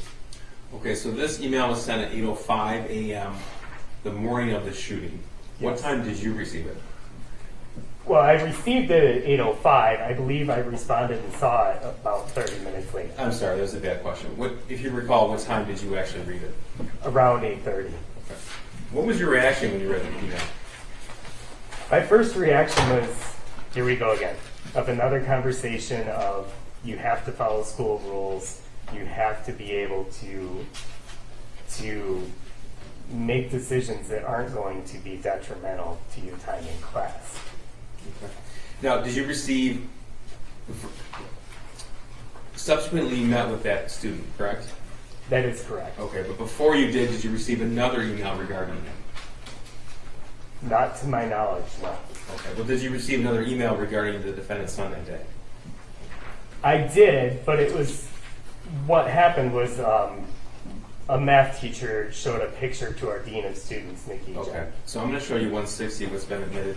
Okay. This is from a teacher to you and Mr. Ejak, who you referenced as the dean of students. Yes. This was sent 9:32 a.m. and this was a photograph of a drawing by the defendant's son.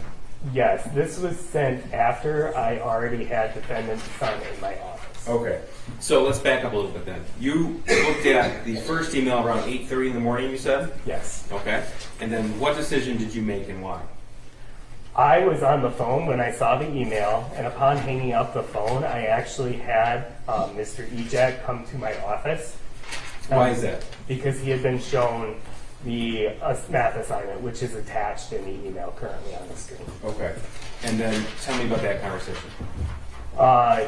He mentioned that Miss Morgan had shown him this picture.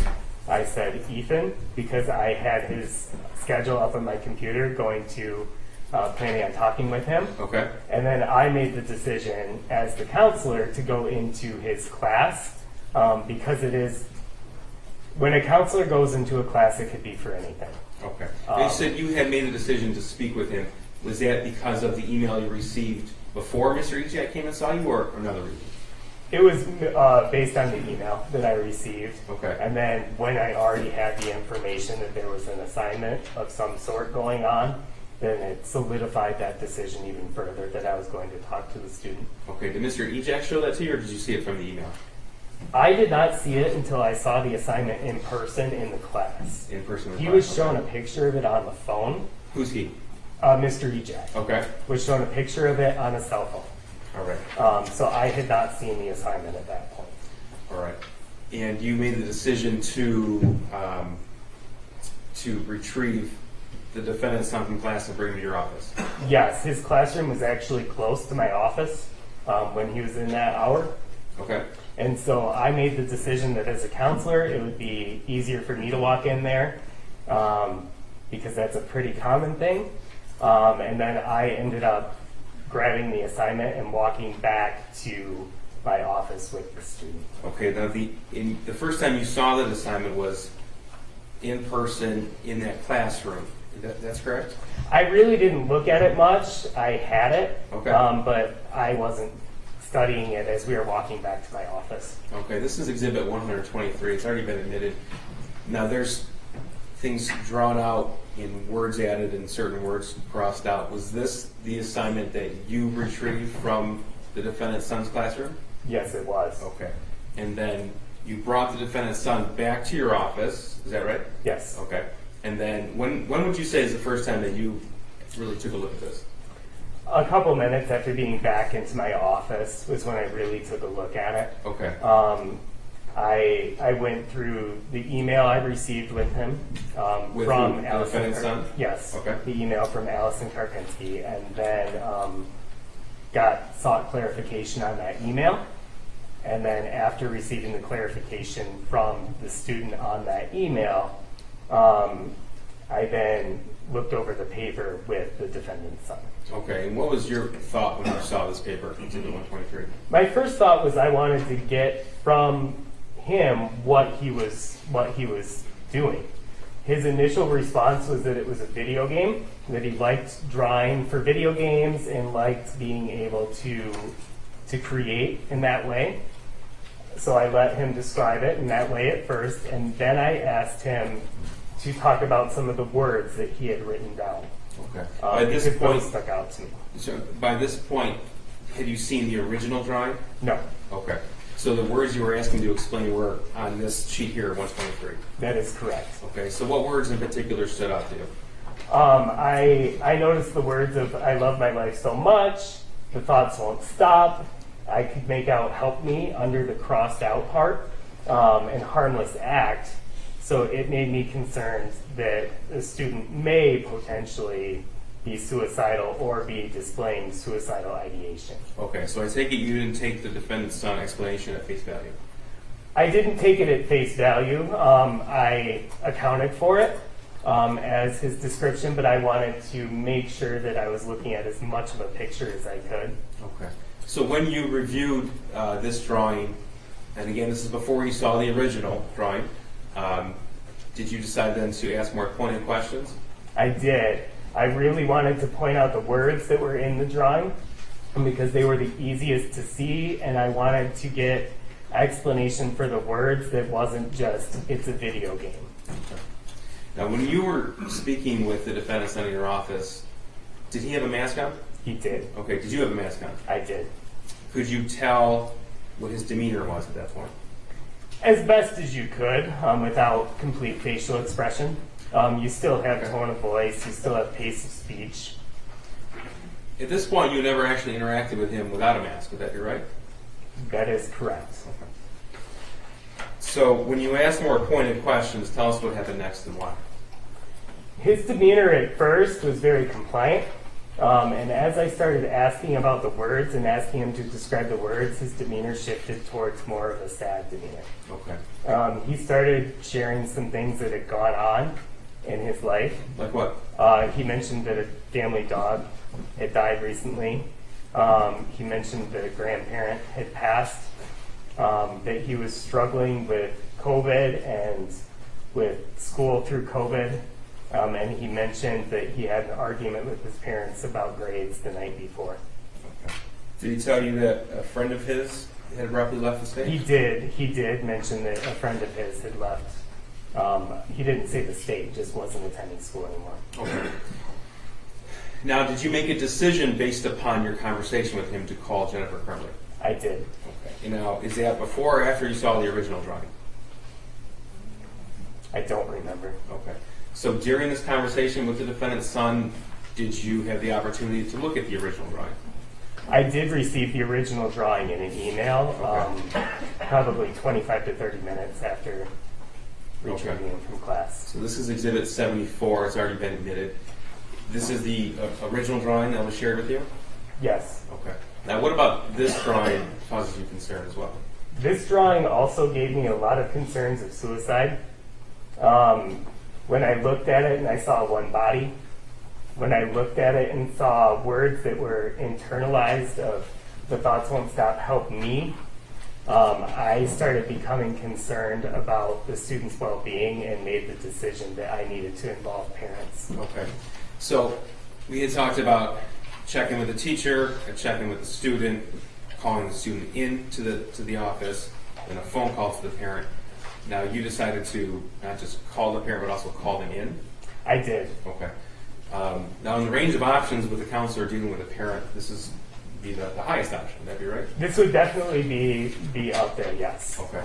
So when was that decision made? How long, let me ask you this, how long were you with the defendant's son before you made that decision to call his mother?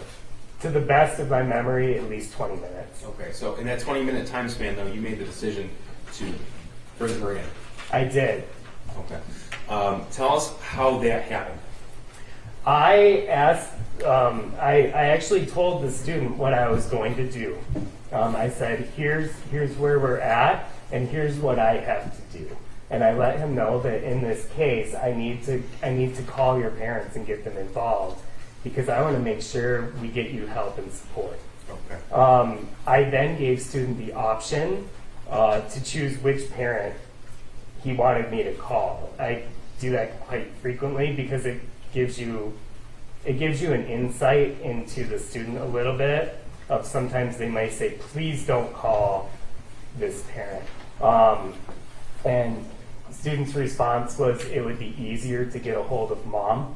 So we called mom. Okay. Now, did you tell him that you had concerns of suicidal ideation before you called Jennifer Crumbley? I do not believe that I told him that, no. And you indicated that you had seen in the fall of 2021 other aspects of suicidal ideation in other students? Yes, Okay. And you said even some students had even attempted suicide? sadly, yes. Okay. So you've had these sort of meetings where you call a parent in before? I have. Okay. And you said it was the defendant's son to call Jennifer Crumbley, or at least you'd have an easier time getting a hold of her? Yeah, that was the statement. So I called mom, and I Mom believe, being the defendant, Jennifer Crumbley? yes, that is Okay. correct. And she was unable to answer that phone call. So I then asked, Well, how do you know that? It went to voicemail? yes, Okay. she did not answer She that didn't phone answer. call. Okay. And so I asked the student if it was okay for me to call his dad, and he said yes. I called dad, and it sounded like there was an answer, but it was also kind of like just dead air on the phone. Okay. So I hung up, and a few moments later, I received a phone call back from Jennifer Crumbley. Okay. Now, if I told you that we had phone logs admitted into evidence that showed you left a message for Jennifer Crumbley at 9:24 a.m., would that sound right to you? That sounds about right, yes. Okay. And then it appeared from those same records that she had called you back at 9:27 a.m. Does that also sound right? That sounds about right. Okay. Tell us about that conversation between you and Jennifer Crumbley at 9:27 a.m. I let her know that I had the student in my office and I had some concerns and was hoping that she would be able to come into the school. Was that on your office line? It was on my office line, yes. Did you have the cell phone to your ear, or was it speakerphone? At that point, it was to my ear, and I believe that mom asked to speak with Ethan, or the student. So I then put it on speakerphone and allowed them to talk to each other as well. Okay. Tell me about that, please. Mom asked the student what was going on, and he didn't really have much, just kind of. Okay. Did you tell the defendant that you had a drawing you were going to send her, the math worksheet? I believe I did, yes. Okay. And then I sent it to her, Okay. to her cell phone. And did she comment on that drawing, the math worksheet to you while she was on the phone with you? Not to my memory.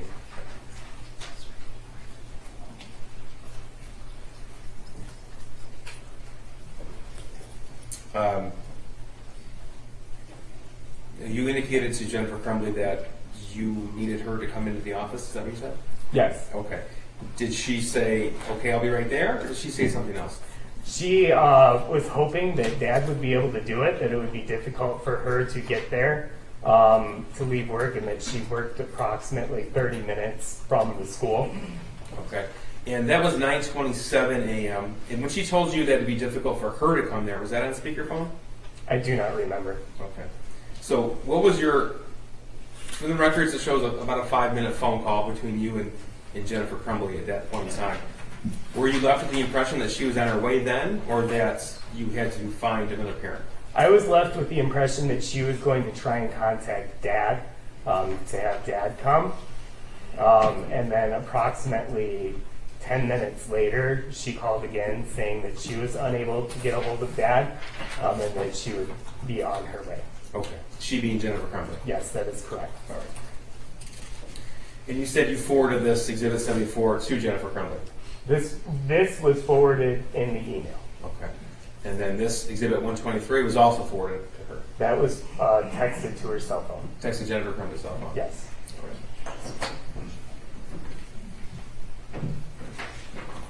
Was this a good or bad time to break? This will be fine. Yeah, their lunch is here. So, Mr. Hopkins, you can't discuss your testimony with anyone before you return. Okay? All right? Then you can sit down. So come back at 1 o'clock. Okay? Right there is the other lunch. Thank you, Jeff. Buster. Thank you. Okay. Mr. Hopkins, when we broke for lunch, we were talking about the phone conversation you had with Jennifer Crumbley when you called her into school. Yes. Okay.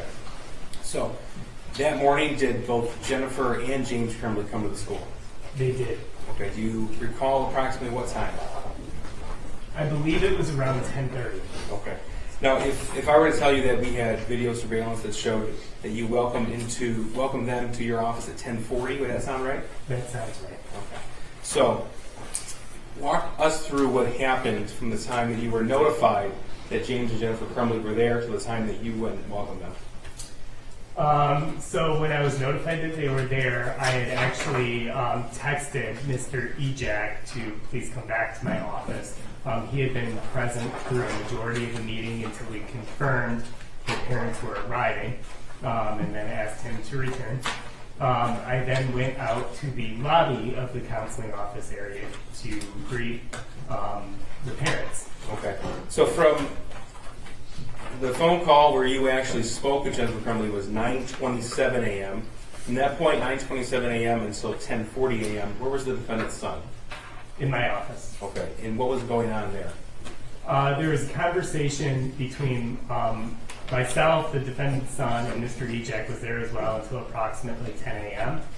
During that time, I was still trying to affirm that parents would be able to arrive, and I was talking with the student about really what I was going to be sharing with his parents. Okay. And tell me, sir, what was your expectation of the result of that meeting that you called? My hope was that they would set a plan to get help for their son. Okay. Was your expectation that they would take their son home? That was my hope. Your hope. Okay. So at 10:40 a.m., you welcome them into your office. Tell me what happens next. We walked back into my office. The student was in there. And then Mom and Dad sat down. There were 3 seats in my office, 2 directly across from me, and then 1 that was kind of off the corner of my desk a little more. The student was in one of the 2 across from me. Dad sat in one of those, and Mom sat in the one that was more at a diagonal from where I was. When the defendant and her husband walked into the office, did they approach their son? Not to my memory, no. Okay. Did either one of them hug their son? No. So who started the meeting? I believe I did, and I went over some of the things that I had talked through over the past 2 days with their son. I wanted to confirm some things I wasn't sure of, so I confirmed with Mom that she did receive a voicemail from Miss Vine the day before, and just confirmed that what was stated in that meeting was true. And Mom confirmed that she received it and that was true. And then I went over some of the things that I had received messages of from the teachers over the past 2 days. Okay. Now, when you were asking Jennifer Crumbley to confirm that information, was she sharing any additional information with you? Not to my memory, no. Now, describe Jennifer Crumbley's demeanor when she walked into your office. She sat down in the chair, felt a little bit distant. What do you mean by that? More just kind of like, it felt like it was a little bit of an inconvenience to be there. Okay, you testified that you had to have these meetings in the past. Yes. Was this meeting similar to those meetings, or was it different? Your Honor, objection to relevance. Judge, it's relevant because the crux of this case is the defendant's failure to use ordinary care to avoid a tragedy. And her failure to use just ordinary care contributed to her failure to adhere to her parental responsibilities, which is her duty under Michigan law. It's all part of gross negligence, Judge. Well, I guess it was the meeting unusual in any way? How many meetings like this have you had with parents in general? Dozens. Dozens? Okay. So, I mean, people react differently to.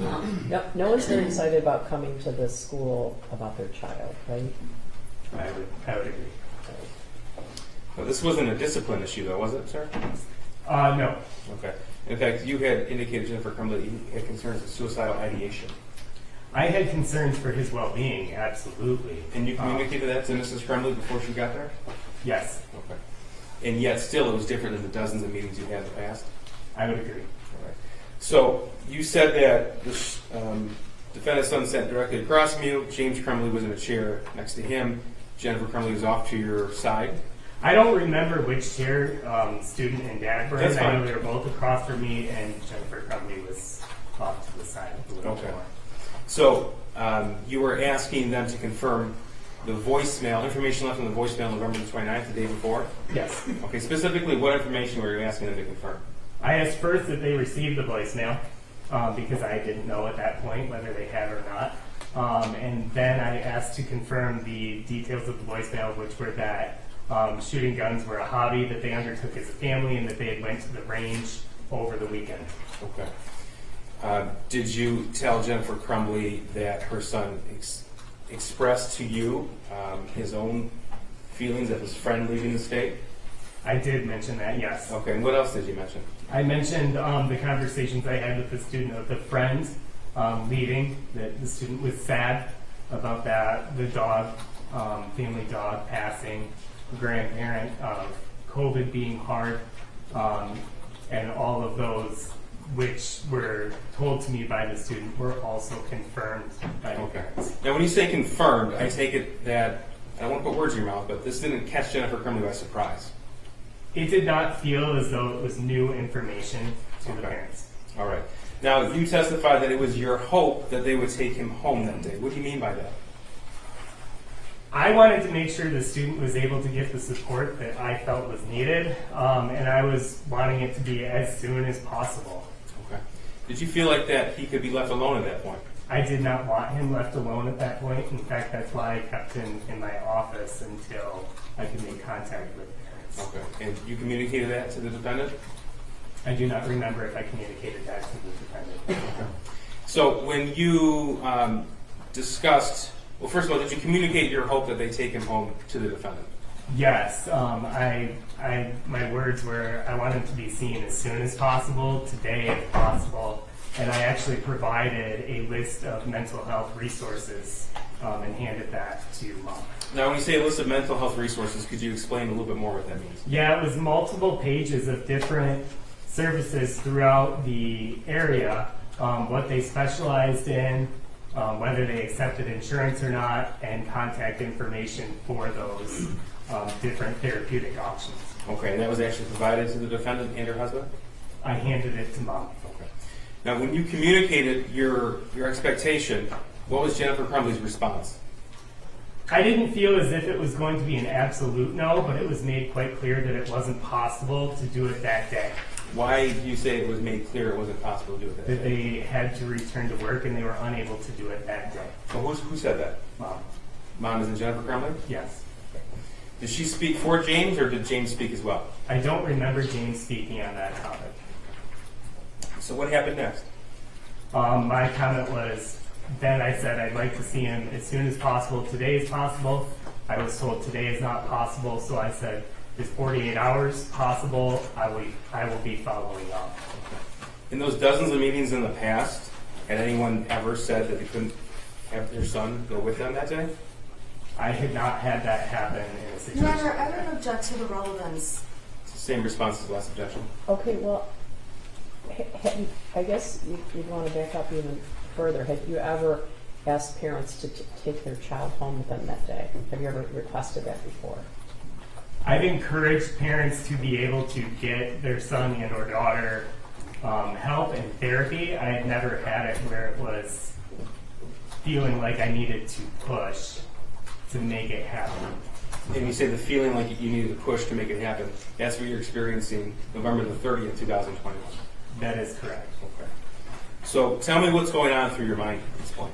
I was a little caught off guard and a little confused because it was something that I wasn't really expecting that type of response, especially when parents came, and in fact both parents came, which I wasn't expecting nor did I request.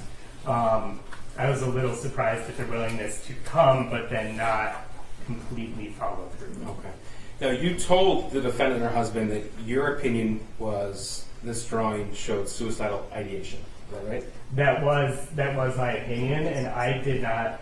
I saw it as somebody who was showing signs that could be associated with suicide, and so I took that, and out of just an abundance of caution, wanted to make sure that the student was able to get help. Okay. But you communicated that to the defendant. I did.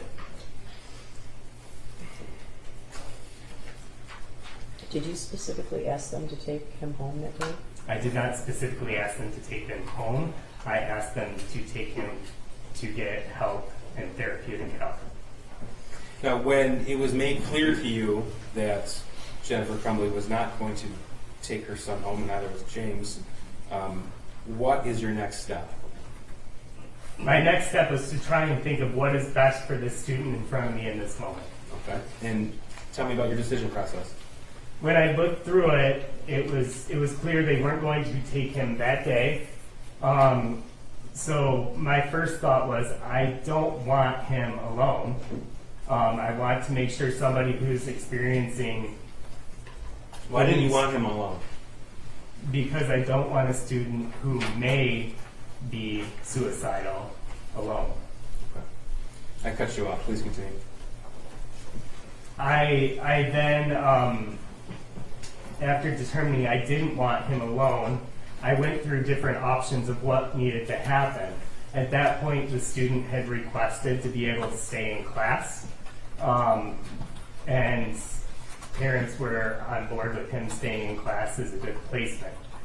I was with our dean, who would be the person who does discipline, and of the 4 adults in the room, I'm the one who can't remove a student from class.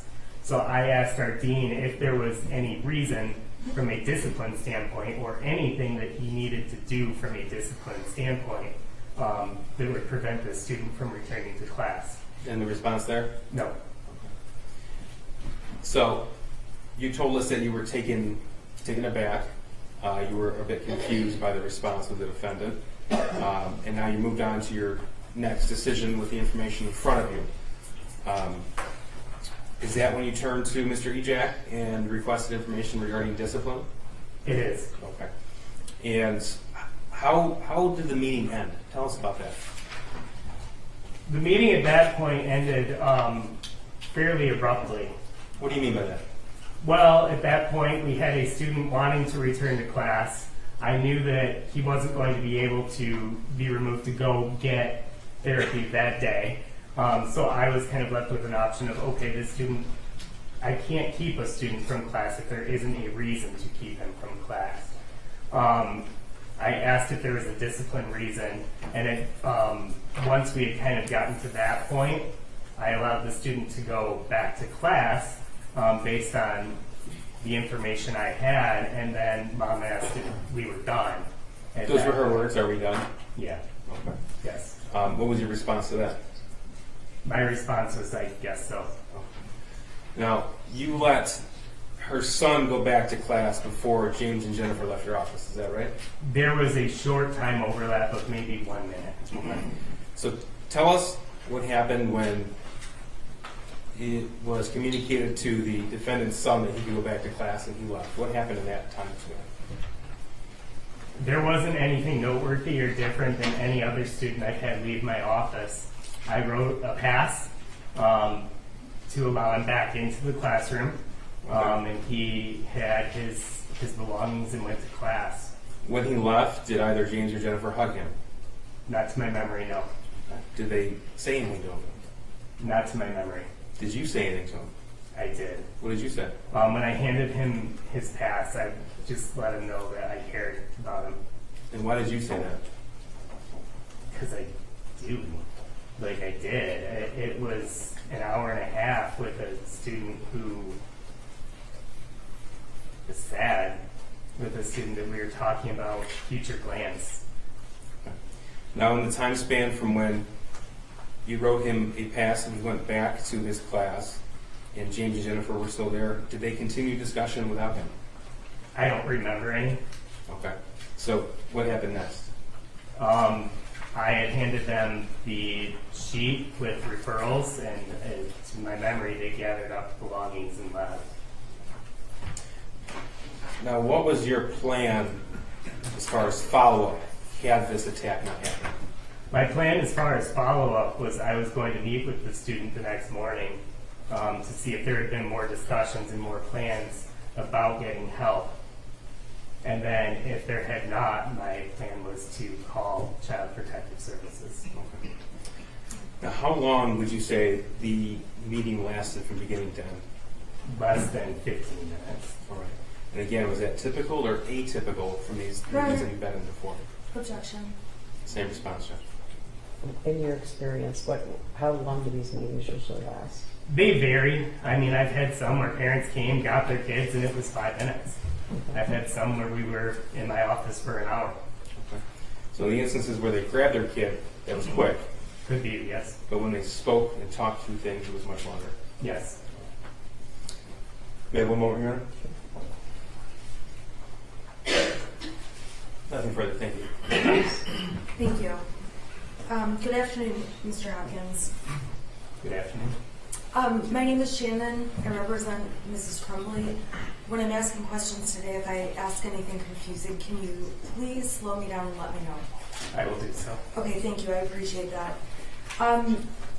It's true that you are licensed as a school counselor, correct? That is correct. What does it mean to be licensed as a school counselor, or what does one have to do to obtain a license? You have to graduate with a degree from an accredited university and meet all of the standards of the state of Michigan to become a school counselor. And obviously you did that. Yes. Can you give us the example and some examples of the standards? I have to meet the required trainings based on hours over a certain period of years. Do you recall how many hours or? Well, they're broken up into specific categories, but in totality, it's on top of the degree, 150 hours every 5 years. 150 every 5 years. And you just mentioned that they're broken up into categories. Can you just give us a quick idea of what these categories are? Yep. Some are based on college. They have to be hours specific towards helping students get to college. Some are based on careers, and some are more general. Are any of those based on suicide prevention or danger at school or discipline? Those hours are not, but a degree in counseling is. Aside from receiving your degree and those 150 hours of training, or hours that you had to obtain your license, did you have any other additional training or continuing type education regarding becoming a counselor? Yes. Okay, tell us about that. The training is continual and goes well above and beyond 150 hours. It's oftentimes based on school need and oftentimes based on what is important in the profession. And when you were testifying, did you say you graduated in 2012? No. I'm sorry, 2009? I graduated undergrad in 2009, master's in 2015. I'm sorry, okay, master's in 15. And at what point did you become licensed? Were you licensed, what year? I passed the school counseling exam in the summer of 2014. Okay, so starting in summer of 2014, you had to do at least 150 hours every 5-year period, correct? When I was hired in 2015 and had the full licensure, I did 5 years, renewed my license in 2020. Did you do the 150 hours or did you do more hours? More. Can you give us an idea of how many hours? Significantly more. Okay, when you say significantly more, are you talking double the number of hours, 50 extra hours? I wouldn't keep track of all the hours that far beyond, but significantly more. Okay, I understand, I just don't know. More than 200. More than 200, okay. And then, again, you've continued since that time when you renewed your license in 2020 to keep getting more and more hours, correct? Correct. So by 2021, it's fair to say you had over the 150 hours you needed, the additional hours you talked about, and then you had already started moving on into the 150 you would need for renewing your license for the next 5 years. Yes. Okay, did I say all that right? I believe so. Okay, thank you. Now, when I want to go back through the exhibits that Mr. Keast admitted while you were on the stand, and if you need to see any of the exhibits, please let me know.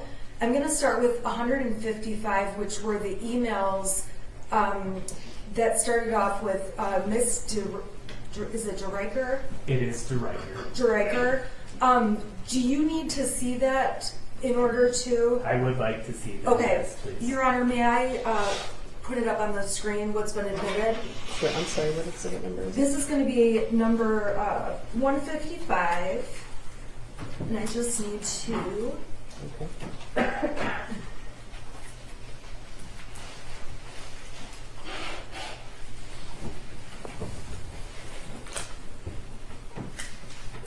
Okay, so number 155, do you recall seeing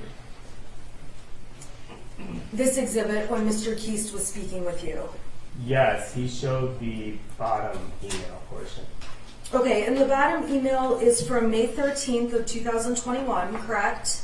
That is correct. And the issue on this day was a teacher wanted you to speak to Mrs. Crumbley's son to see how he's doing because he was failing class and trying to sleep all the time, correct?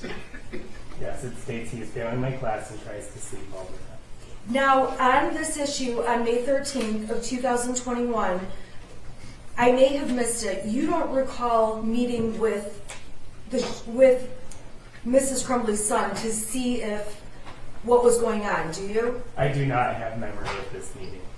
Do you not have memory of the meeting, or did you not meet with him? Do you even know? I do not have memory of the meeting. Evidence that has been researched suggests that I did meet with him. At that time, in May of 2021, you did not call Mrs. Crumbley to discuss this falling asleep and failing a class, correct? To my memory, I did not. Thank you. I'm going to go to the next exhibit, which is number 156. Okay, and it's popping up on the screen. So number 156, this is from September of 2021, so a couple of months later, correct? Yes, and the next school year. Oh, that's what I was going to say. So the May would have been the end of one school year, and September would be the beginning of the next school year. Yes. Okay, in September, on September 8th of 2021 specifically, the Spanish teacher asked you to check in with Mrs. Crumbley's son because he had written a poem that said he felt terrible that his family is a mistake, correct? Yes, that is what she wrote in the email. Now, on this occasion, in September of 2021, did you speak with Mrs. Crumbley's son? No. You did not. Okay, so then it would also be fair to say that you did not call Mrs. Crumbley herself and let her know that this concern had taken place. Yes, as I stated earlier, I followed through with the teacher on this concern, and she gave me further clarification of what had occurred. Okay, so at the end of the day, after further clarification, all said and done, this September 8th date, you did not place a phone call to Mrs. Crumbley. Correct. You did not email her or, I suppose, communicate with her in any way, correct? That is correct. I'm going a couple months later. We saw Exhibit 157, and I'm going to go ahead and put that up on the screen. Now, 157 is the emails dated, it looks like November 10th of 2021. This was an email from the Spanish teacher to you indicating that Mrs. Crumbley's son is having a rough time and may need to speak with you, correct? Yes, that she writes he is having a rough time right now. He might need to speak with you. And on this occasion, you did speak with Mrs. Crumbley's son, correct? I did. This was the occasion where you saw him in the hallway and had a conversation with him, correct? Yes, I caught him during passing time where there were a couple of minutes in between classes and let him know that if he needed someone to talk to, that I would be there. Okay, so you talked to him, offered support, let him know where he could find you, correct? Correct. Now, on this occasion, in November 10th of 2021, after speaking with Mrs. Crumbley's son, you did not call Mrs. Crumbley, correct? I did not. You did not email Mrs. Crumbley about what took place with her son, correct? I did not contact her in any way based on this email.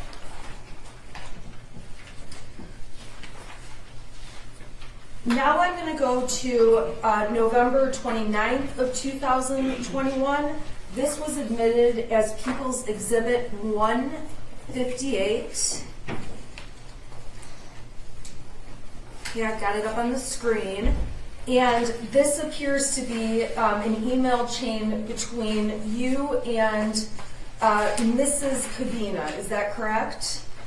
Yes, she sent me, this is actually just saying that she forwarded the message. This is not the message. I apologize. This message, however, that's forwarded makes you aware that Mrs. Crumbley's son was looking at different bullets in his first hour class, correct? Yes, I do not have that email in front of me right now. So I don't have the exact wording. There it is. I'm sorry, it's page 2, so I just had to scroll down. Thank you. Yeah, so it's alerting our Dean of Students and Ms. Fine that there was a student in first hour who was on his phone looking at different bullets at the end of the hour. Now, on this date, on November 29th, 2021, you did witness Miss Fine leaving a voicemail letting Mrs. Crumbley know what happened, correct? That is correct. I witnessed Ms. Fine calling Ms. Crumbley and then leaving a voicemail regarding a conversation that happened during school. And this jury has already heard the voicemail. We can agree that there is no request by Ms. Fine or the school that Mrs. Crumbley return the call, correct? I don't remember the voicemail because I have not listened to it. It would not be odd to me if there was a request or not a request. Thank you. Now, in that voicemail, I'm sorry, I'm not going to ask you about the voicemail. At the time of this issue of looking up bullets, you and Pamela Fine discussed this issue, correct? What do you mean by discussed? I'm not sure I understand. I'm assuming and asking, did you and Ms. Fine discuss the fact that Mrs. Crumbley's son was looking up bullets? Are you asking in reference before the student arrived? Yes, before or when the student arrived, either. There was not much time between me getting there and the student arriving. The context of the meeting was largely led by Ms. Fine to gain an understanding from the student's perspective of what was going on at the end of the hour. First, to see if he was going to be forthcoming with the truth, and then to see what was actually going on and what his reasons for doing so were. And when you guys spoke with him about the bullets, there was also discussion about other things people may look up on the internet that are not illegal, but just not appropriate during school hours, correct? There was discussion about school appropriate behavior, yes. And overall, Mrs. Crumbley's son was told looking at bullets not appropriate for school, correct? Yes, looking at bullets is not appropriate during school. And beyond that, there was no further disciplinary action taken by the school other than just a notification phone call, voicemail to Mrs. Crumbley. To my knowledge, but I would not be the one making the disciplinary decisions. As far as you know, though, that was the end of it. That was the end of my involvement in it. Okay. Now I'm going to turn to Exhibit 159. This was admitted when you testified, and this is an email that appears to be between Allison Karpinski and this was sent to you by Ms. Karpinski. Do you recall this email? I do. Now, this email is dated on November 30th, 2021. Yes. Correct? And no, we agree, November 30th, 2021 is the day that ultimately becomes the shooting, the day of the shooting. Yes. And this email was sent at 8:05 a.m. by the teacher to you. Yes. And specifically mentions that Mrs. Crumbley's son was watching videos on his phone of a guy gunning down people, correct? It says that today he is watching videos of his phone of a guy gunning down people, and to continue, she writes, it looks like a movie scene and not security footage / a real event. Okay, so she represented that it looked like a movie scene. It doesn't look like a real event. Okay, but she mentioned that it's definitely still concerning, correct? Yeah, she says when taking into account some of his other behaviors that she found it definitely still concerning. Now, when did you become aware that Mrs. Crumbley's son was watching these concerning videos? When I read the email. At 8:05 in the morning? I did not read the email at 8:05. I believe I read it approximately 30 minutes later. Okay, so you would have read this email at approximately 8:30 that morning. Around that time, yes. Now, when you read the email at 8:30 that morning, you did not call Mrs. Crumbley's son down to the office to ask him about these videos, correct? I was on the phone at the time with other parents. So you did not call Mrs. Crumbley's son down to ask him about the videos. That's fair, correct? I did as soon as I was able to. Okay, so there's a time lapse between when you got the email and when you were able to speak with Mrs. Crumbley's son. Yes. Now, when you spoke to Mrs. Crumbley's son, you did not ask him to bring up the videos and let you watch what he was watching, correct? Correct. I asked him what he was watching. And you relied on the information he provided to you about what he was watching. Exactly as I would if I asked him to show me the videos, yes. I'm sorry, I don't understand what that means. I was relying on him to provide the information, which would be the same as if I had asked him to show the videos. Okay, but if you saw the videos, you would know specifically what they look like. You are instead relying on what Mrs. Crumbley's son says was on the videos, correct? Yes, I asked him what they were, and he told me what they were. And I relied on the information he gave me. When he told you what the videos were, the information you relied on, did he tell you where he obtained those videos from? No.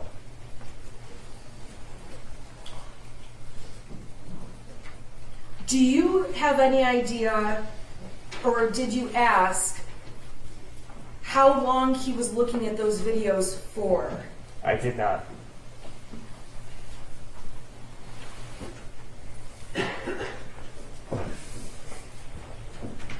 Now, on November 30th, so about an hour after the time period we just discussed, that was when Miss Morgan made you aware of this math paper that we've discussed extensively in this trial, correct? Miss Morgan did not make me aware of the math paper.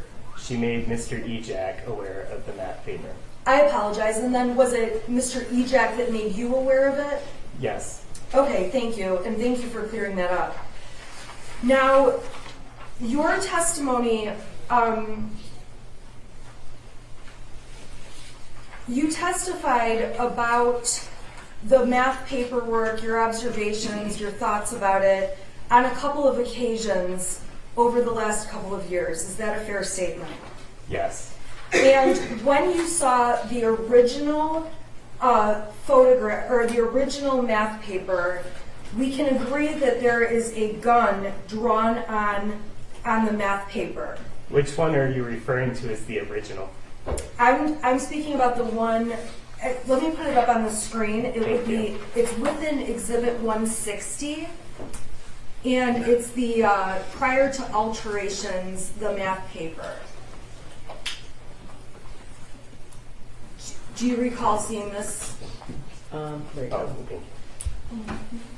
Yes, I was sent this in an email approximately 30 minutes into our meeting.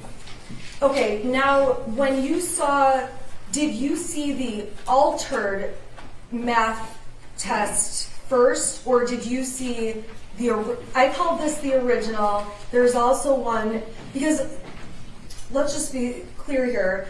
The shooter drew on a math paper, and what we see on the screen is that original drawing and writings. Is that correct? What you see here is the photograph taken by the math teacher, Of the original paper. as it was when she had it, yes. And then after she had it, the shooter wrote more on the paper, and we ended up with a second math paper that is essentially the original math paper plus some writings on it, correct? Well, it's doctored. Doctored. Okay, right. So I'm going to call this the original, and then I'm going to call the other one with the additional writing the altered version. Is that okay with you? Understood. Okay, for the purpose of questioning. Okay, now I'm going to open up the altered version as well, which was admitted as Exhibit 123. Okay, so it's fair to say that you are familiar both with the original math paper and with the altered one. correct? I was able to look at both of them over the course of our meeting, correct? And when you look at both papers, it's very clear that Mrs. Crumbley's son drew a picture depicting a gun, correct? Yes, and the one especially that has no scribbles over it, I would not say that without context that it would be very clear on the altered one that that is a gun. Without context of the original. Okay, I agree with you. So you're saying that the first photo on the left of the screen, it's clearly a gun, but when he altered the drawing, he crossed it off so much you might not know that had been a gun drawn there. Correct. Okay, when you saw the gun drawn on the sheet, seeing that gun, even just seeing the gun, that was not enough to make you believe that Mrs. Crumbley's son posed a risk to himself or other students, correct? I wasn't sure whether he posed a risk to himself, so that is why I called in the parents. Okay. I was concerned, and I wouldn't call in parents unless I was concerned. Okay, so you called the parents in because you were concerned, but we can agree that seeing the drawings, just the drawings alone were not enough for you to conclude there is something dangerous to other people. When I take that in context, that is only a piece of the information I had. I also was looking at his demeanor throughout it. I also was asking questions to him, asking if he was a threat to himself or others, and taking his response of sadness, which is not a common threatening response. Okay, and it's in all fairness, and you've had lots of training on this, correct? I have had training on this. So you've been trained, you've been formally trained on how to assess this kind of information and how to deal with it, correct? Correct, and the number one way that I would be dealing with it would be to entrust the care to parents. To entrust the parents with the care of their child. Correct. Okay, so there was talk at some point in the materials from this case about a step 1, step 2, step 3. Do you know what I'm talking about in terms of evaluating a suicide risk? I don't know what direct thing you're referring to. Okay, are there certain steps, if you do have concern, that you follow if a student is exhibiting what you called suicide ideation? Well, suicide ideation is very different than actively suicidal. Okay. So I wonder if what you're describing might be an active suicide checklist as opposed to what we do if we see suicidal ideation. Well, what do you do if you said in this case you were concerned about suicidal ideation, correct? Yes. So what do you do when it's a concern of suicidal ideation? I call the parents. Call the parents. Okay, and that's what you did, obviously, in this case. Yes. Okay, and one of the questions I do have for you, and I'm just going to page 72 from the civil deposition. This is just for you guys. Page 72 of the civil deposition is where I'm getting this question from.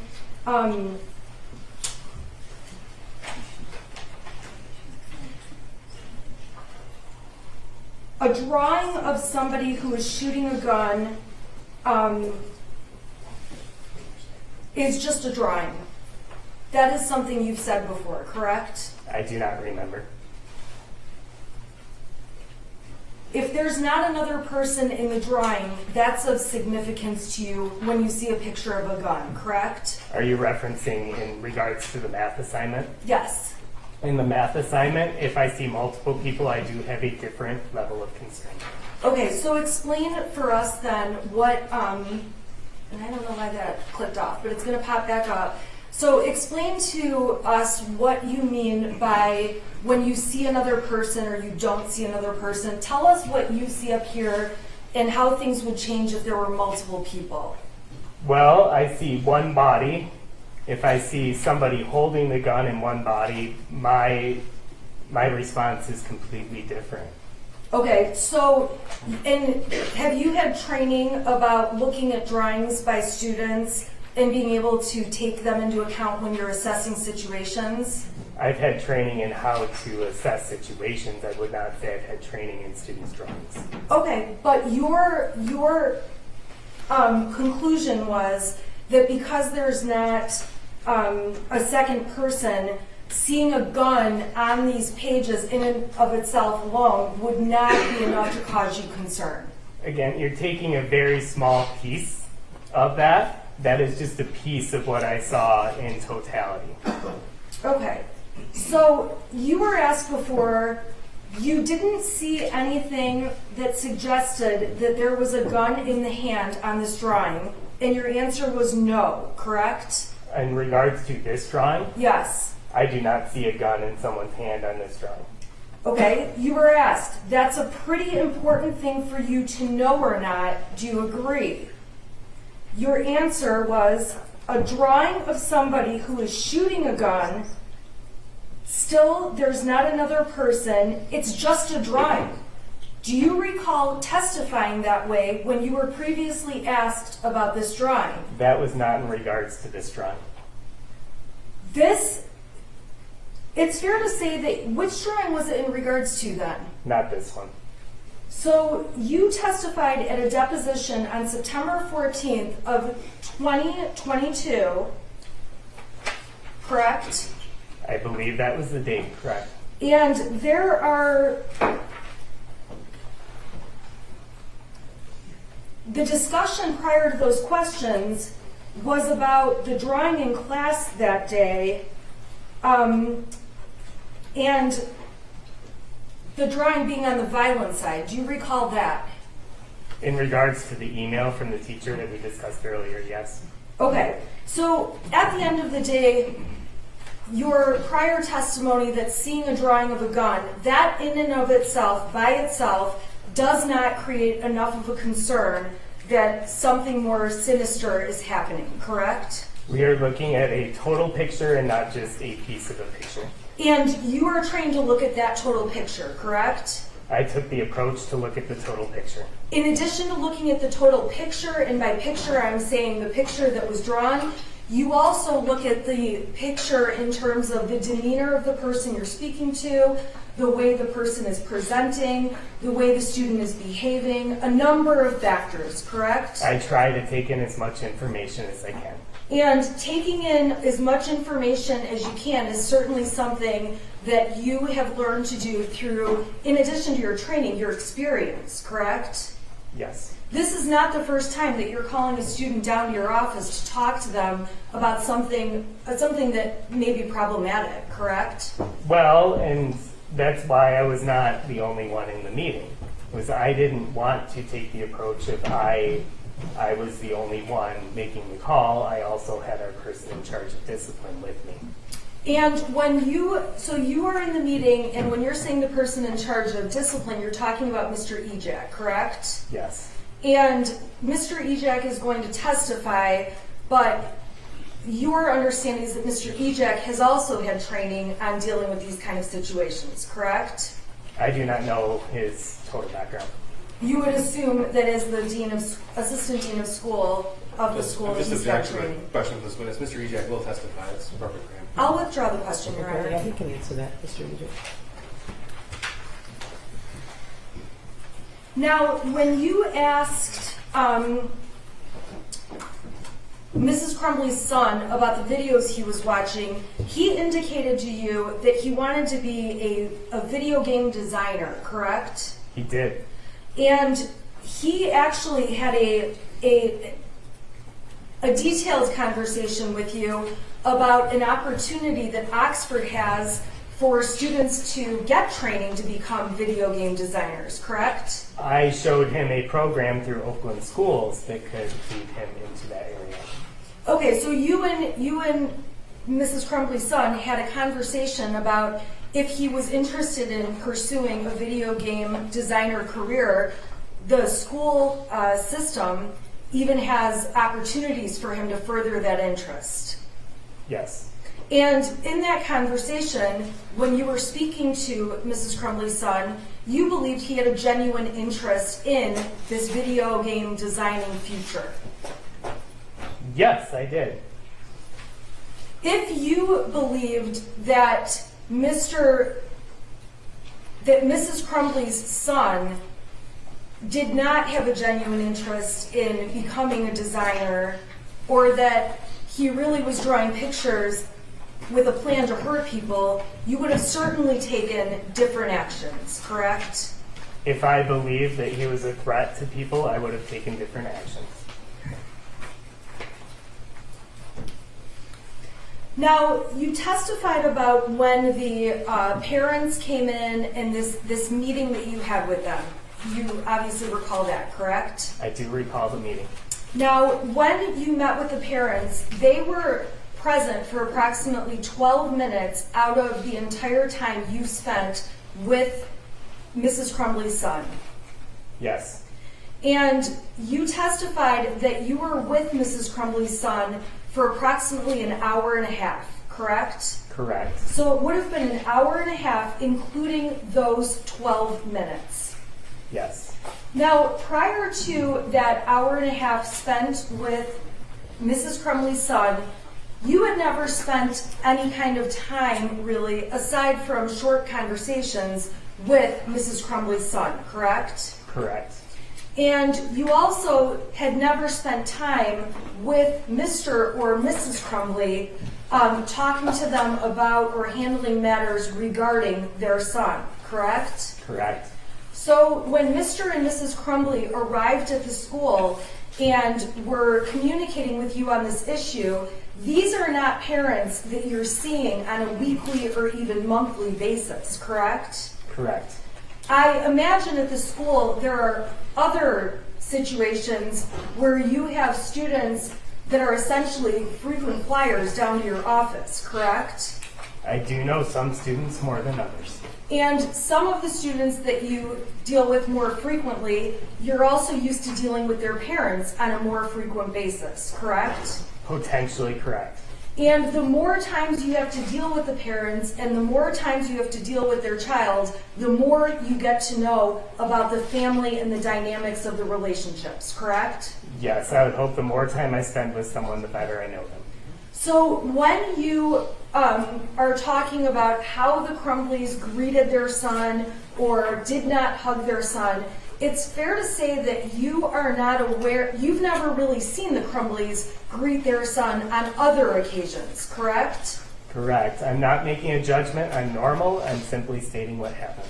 Okay, and that's completely fair. And I just want to confirm, though, that in terms of when you're making the observation, there was no hug or a certain kind of greeting. You also you haven't had the experience of seeing the Crumbleys greet their son on other occasions. Correct. And it's also fair to say that when parents come into the office, parents all may have a different reaction about their child being down in the counselor's office or in the principal's office, correct? Well, first I would say those are two very different places. Okay. But no, you don't expect all parents to respond in the same way. You get parents who are angry at their child as they're walking in the door, right? Rarely. Some people are coming in and have more of an anxious look. They could. Some parents may come in and just seem like this is no big deal. Again, all parents could respond differently. Okay, so there's any number of responses, and in the end, and if your training says any different, let me know. There is no right answer about specifically how a parent should respond to going to a school counselor's office or going to a school principal's office. Yes, again, I stated I'm not making a judgment. I'm simply stating what happened. Thank you.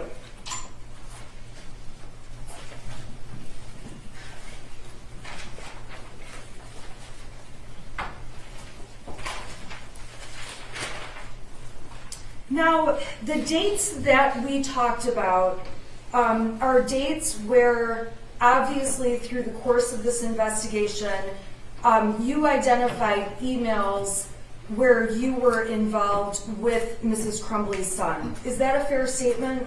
I'm not sure what your question is. Did you provide the emails that we talked about and that were admitted as exhibits? Did I provide them? The Oakland County Sheriff's Department had full access to my email. Okay, did you at any point go through your emails to take a look at any emails related to Mrs. Crumbley's son? On the night of the shooting, I did, with a police officer, go through and search for anything I could think of from that day and print and hand them to him. Okay, and then ultimately, any of these other emails we've seen were discovered by law enforcement. Yes, there's been a full cooperation with that. Okay, and I'm not trying to allege you haven't been cooperative. I'm just asking that those emails, obviously, I imagine all your emails are stored on some kind of a system. Would that be? Not my area. Not mine either. This jury learned about my technology abilities on Friday. I want to just turn your attention to a couple of dates.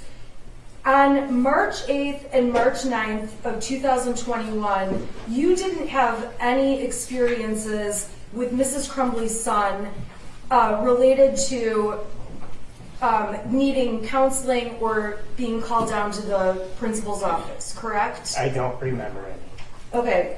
On March 16th, which was a Tuesday, March 17th, Wednesday, 18th, or 19th, you don't have any incidents on those dates with regard to Mrs. Crumbley's son either. I don't remember any. Okay? If there had been incidents involving Mrs. Crumbley's son on these specific dates, would you assume they would have been included in the emails of all the other dates that were included about? If there were emails of them, they would have been included. Okay, so we don't have any emails of March 16th, 17th, 18th, or 19th, correct? To my knowledge, no. We didn't see any emails or concerns that arose from, well, this is a Saturday, so probably not likely, Saturday, March 20th, correct? I don't know of any. Sunday, April 4th, I don't know of any. not even the next day, Monday, April 5th? I don't know of any other meetings aside from the emails that have already been presented. Okay, so then in all fairness, when I'm April 29th and November 4th, same thing, you don't have any awareness of any of these days? I don't know of anything specific towards those days. Okay.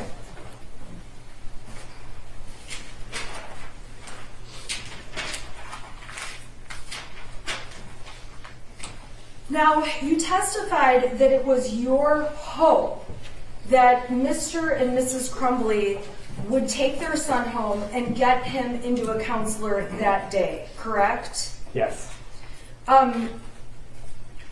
When you had that hope, you gave them a list of counselors to suggest they call, and noting which ones took various insurance programs, correct? Yes, I provided a list of resources. Now, in terms of getting a counseling appointment within one day, you don't have any knowledge if those counselors on that list could guarantee a same-day appointment, correct? I don't know counselor schedules, and I can't speculate on what they would have had. Is it fair to say that in the post-COVID time of 2021, mental health services have become more difficult to obtain appointments? And if you don't know and you're not the right person to ask, just let me know. I don't work in community mental health, so I can't make that statement. Have you personally had to call to schedule therapy type appointments for anyone? I experienced a shooting. I called to cancel to get therapy for myself. Okay, and when you called to get therapy for yourself, it was obviously a very, very urgent situation. I mean, it was a pretty impactful situation, yes. Okay, and did you end up seeing a counselor on the 30th? No, I was cooperating with law enforcement and still in our building on the 30th. Okay, so your appointment was sometime after the 30th, correct? It was after the 30th. And sometimes when you call to get a counseling appointment, it's not unusual to have to wait a couple of days or to schedule it, correct? I think we're getting a little hypothetical with this, and I can't speculate on what's usual or not for counselors in this area. That's fair enough. I appreciate that.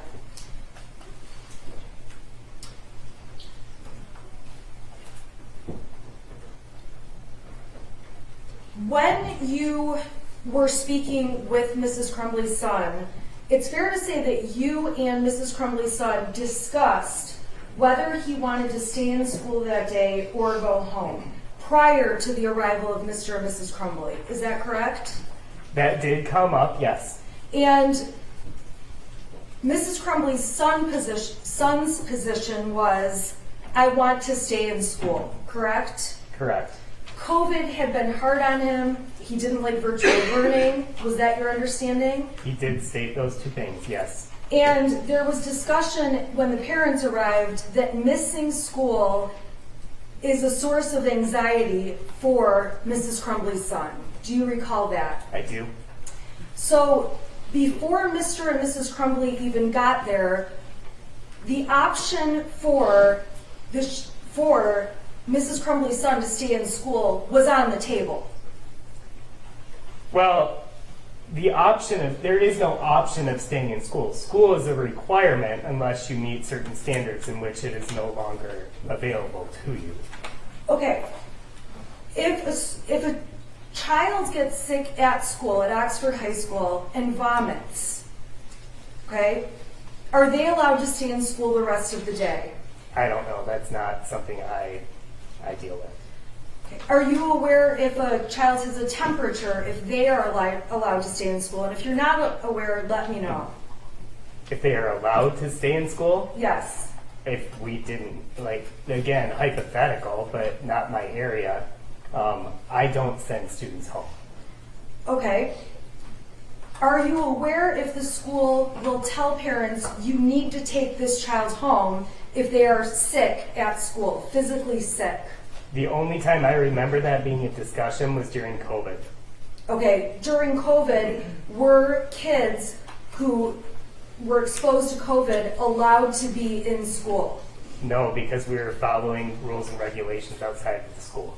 So even if parents said, I want my child to be in school, he has COVID, but I want him to be there, that's not allowed, right? Judge, I have to object to relevance now. We're awfully far afield. No, I think he said that that's not up to him. That's maybe Correct. Is that up to like the school nurse or some person like There is no school nurse. The COVID tracing was not through the school, that was through the county health department.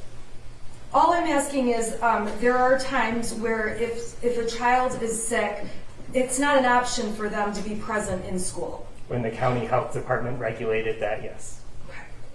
And you testified that if there had been a discipline issue as to Mrs. Crumbley's son, that may have been grounds to make him have to go home that day, correct? That could be the case depending on the discipline issue.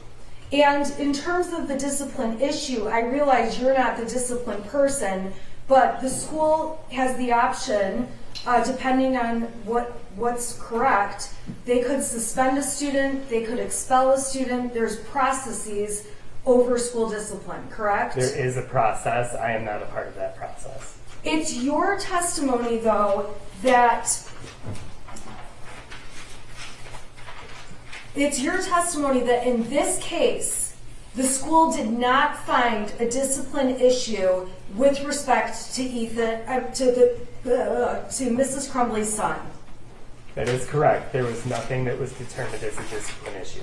So it was not a discipline issue that he was looking up bullets on his cell phone during a class. I would not be the one making that determination. In this case, that was not something he was disciplined for by the school. I already stated I was not a part of any potential disciplines. To my knowledge, no. Same thing with watching videos on a phone. The school did not make a discipline issue that would cause Mrs. Crumbley's son to go home for sitting and watching videos on his phone during class, correct? There was nothing that was determined to be a discipline issue. And Mrs. Crumbley's son sitting and drawing on math paper instead of actually doing the math paper he's supposed to be doing, as far as you're aware, the school also didn't find there to be a disciplinary violation for that. Judge, Mr. Hopkins already testified that discipline is in this area. That's Mr. Ejak's area. He doesn't make that determination, he said. I'll ask Mr. Ejak then when he testifies. Now, you did testify that one important thing was that you did not want Mrs. Crumbley's son to be alone, after you thought he was so sad and experiencing so much sadness, correct? I did not feel that it was wise for a student with signs that could be suicidal ideation and things that I saw as suicidal ideation to be alone. Now, when you spoke to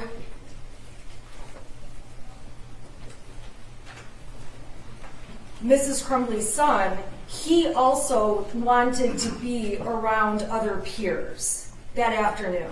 He stated that he wanted to be in school. I don't remember him specifically stating anything about other peers. Do you recall telling Mr. and Mrs. Crumbley that it would be good for him to be around other peers versus being alone? I don't remember specifically stating that to them. Is that something that you believe, and if you can't answer the question, just please let me know. What is your question? My question is that something that you believe, that it would have been better for him to be around peers that afternoon versus being left home alone? It's the judgment call I made. I'm sorry, what was that? That is the judgment call I made, was that I felt it was better for him to be around peers and people who are his age than to be home alone. Thank you. May I have just a moment, Your Honor? I have no further questions. Thank you, Mr. Hopkins. Redirect. Thank you. Mr. Hopkins, you were asked about the total picture by counsel, so I'd like to go through that with you. On November the 30th, when you met with Jennifer Crumbley, did she tell you that on March the 9th of 2021, her son had texted her that he was seeing demons and bowls flying off the shelf? I did not. Okay, so did Jennifer Crumbley tell you that on March the 17th, her son had also texted her that he was hallucinating? No. Did Jennifer Crumbley tell you that on March the 20th, he had texted his mother that he was hallucinating? Your Honor, I would ask that the prosecution stop the leading questions. Judge, I'm just trying to get through redirect in a timely fashion, and this is specifically in response to her. I don't know how you can ask it another way. I'm not suggesting the answer, Judge. I'm just. Yeah, he's not suggesting the answer. He's asking a specific question. It's a yes or no question, right? Thank you, Judge. He's not suggesting the answer, so. Thank you. If you could read the last one. Sure. Did Jennifer Crumbley tell you that her son texted her on March the 20th, 2021, that he was hallucinating? No. Did Jennifer Crumbley tell you that in April of 2001, she had told a friend of hers that she thought Ethan was depressed? No. Did Jennifer Crumbley tell you that she had referred to her son as weird? No. Did Jennifer Crumbley tell you that she had never once set an appointment with any mental health professional? No. Did Jennifer Crumbley ever tell you that his only hobby was involving firearms? No. Did Jennifer Crumbley ever tell you that she posted on Instagram as early as June of 2021 that he had obtained his own handgun? No. Did Jennifer Crumbley ever tell you that the day before the shooting at 3 o'clock in the morning, she herself was researching clinical depression options? No. Did Jennifer Crumbley tell you that she and her husband gave her son a 6-hour 9mm handgun just 4 days before the shooting? No. Did Jennifer Crumbley ever tell you that on November the 30th, 2021, it wasn't the first time he asked for help? No. Did Jennifer Crumbley ever tell you that the gun that he drew on that math worksheet was identical to the 6-hour 9mm handgun that was Your used in Honor, the shooting? I object to the prosecution's characterization that that drawing is identical. That's a conclusion that... Assistant. That's fine. Did Jennifer Crumbley ever tell you that the day before, on November the 29th, on that Monday, the day before, after the voicemail was left for her from Pam Fine, she texted her son and said, LOL, you have to learn not to get caught. No. Did Jennifer Crumbley ever tell you that James Crumbley worked for DoorDash and had no obligation to not take their son home? No. Did Jennifer Crumbley tell you that on November the 30th, she was permitted to leave work when she needed for family issues? No. Did Jennifer Crumbley tell you that on November the 30th, the meeting that she allegedly had in the afternoon, she was not required to attend? No. Did Jennifer Crumbley tell you ever that their son was struggling throughout the year 2021? She confirmed it based on what he had said regards to COVID and virtual school. But they never went through these details. Not these details, no. So it took you all about 20 minutes to decide to request Jennifer Crumbley to come into the school immediately. That's what you testified to? Yes. Is that the total picture that you wish you had? No. Now, what if Jennifer Crumbley had told you all of these things I just went through? Your Honor, objection is to speculation, and hindsight is 20/20. Sustained. Would you like to have as much information as you possibly could have? Absolutely. Was their son still in the room in your office when the defendant said she couldn't take him home? Yes. Nothing further. All right, you can step down. Your excuse.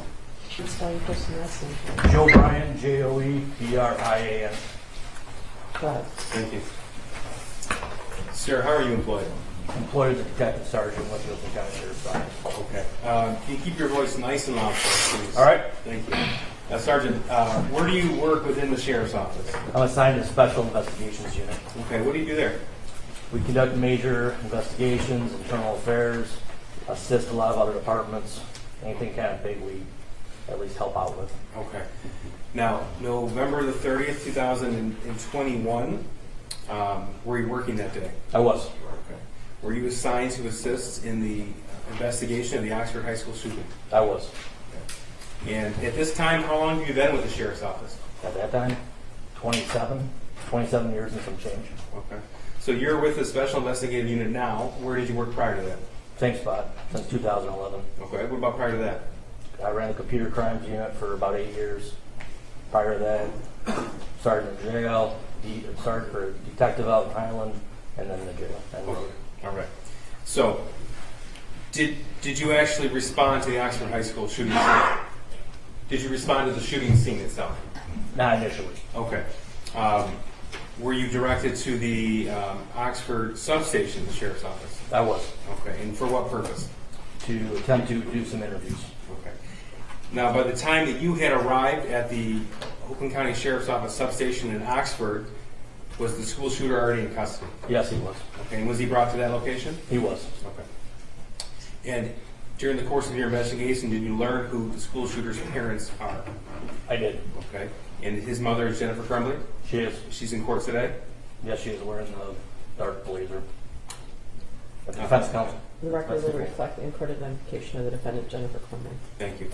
Once you learned who the school shooter's parents were, did you attempt to speak with those individuals? I did. Okay, and tell us how that came to be. I called him up and had him come to the substation to talk to me. Okay, so you learned the identities of James and Jennifer Crumbley and you made a phone call. Correct. Okay. So on Friday, we introduced evidence of call logs that showed you contacted James Crumbley about 1:50 in the afternoon, November the 30th. Does that sound accurate to you? That sounds about right. Okay.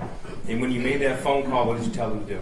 Just come to the substation. In Oxford? Yes, sir. Okay. And did they arrive there? They did.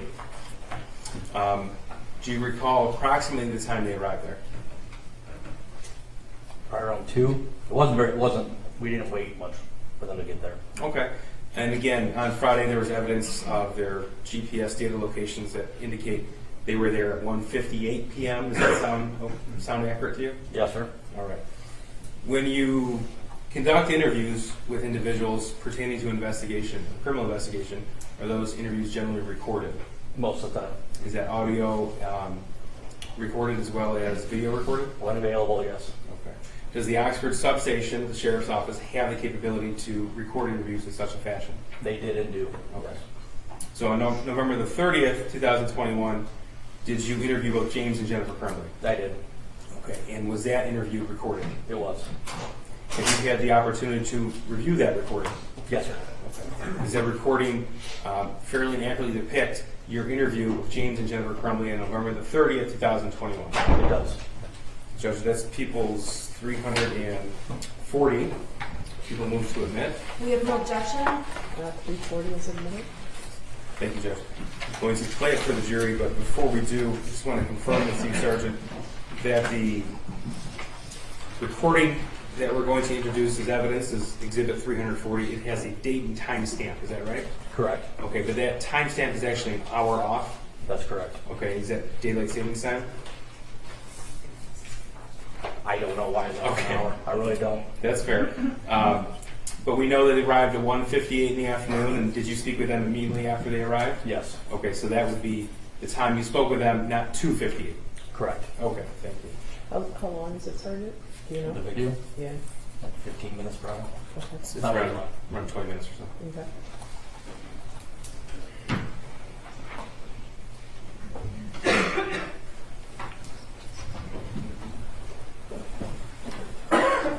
So, Sergeant, as I get this queued up, for the Oxford High School school shooting? Correct.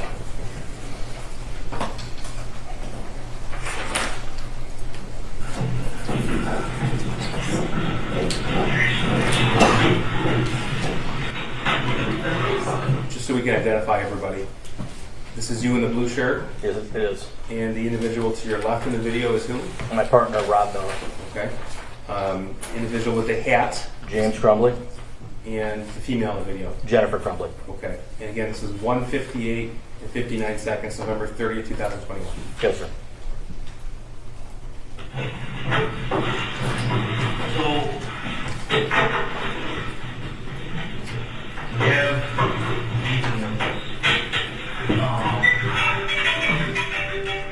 Obviously, we don't know all what happened yet because everything's still ongoing.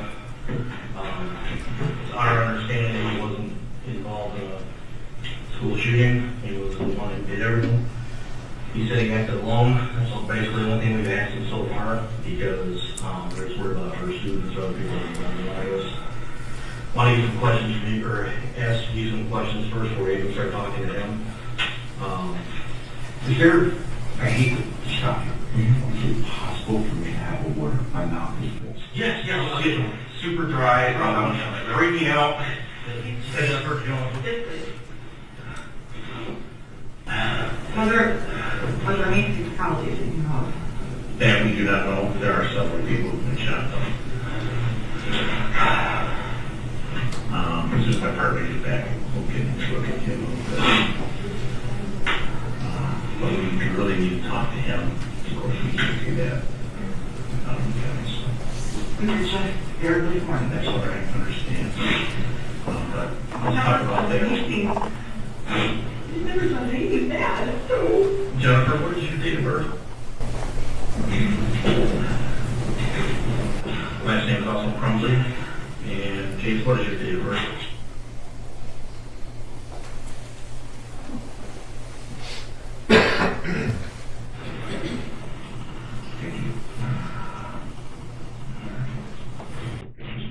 So, we're coming in this very early, but when I say there was an issue this recently, was that? Just this morning. What went down this morning? Well, he was writing, yes, show them the picture. He was doodling on a test for a practice test. Do you think we should probably have a lawyer? That's up to you. I think we probably should have a lawyer. I think we can speak I know. to the cops and Just we'll answer these. And here's our perspective right now. This thing is still very, very fresh. right. All right, people are still on their way to the hospital and such. We need to know what his state of mind is. Is there explosive devices anywhere? Is there other guns anywhere? Did he hide guns, ammunition, explosive devices? Are there any other victims? We need to know these things quite rapidly. I was in town. So all you guys go to on pickup. When I see 5, I start crying, concerned. I headed to the high school, obviously couldn't get to the high school, turned into the Meyer parking lot, and I saw all these kids standing outside. I'm trying to call my son, make sure he's okay, and He texted me that he loved me. He texted you that? and somebody said that there was an active shooter. 35 minutes I before he called me, immediately, that was when freaked out I was because down of to the school. the He situation. was drawing that on the paper and the counselor called us down. So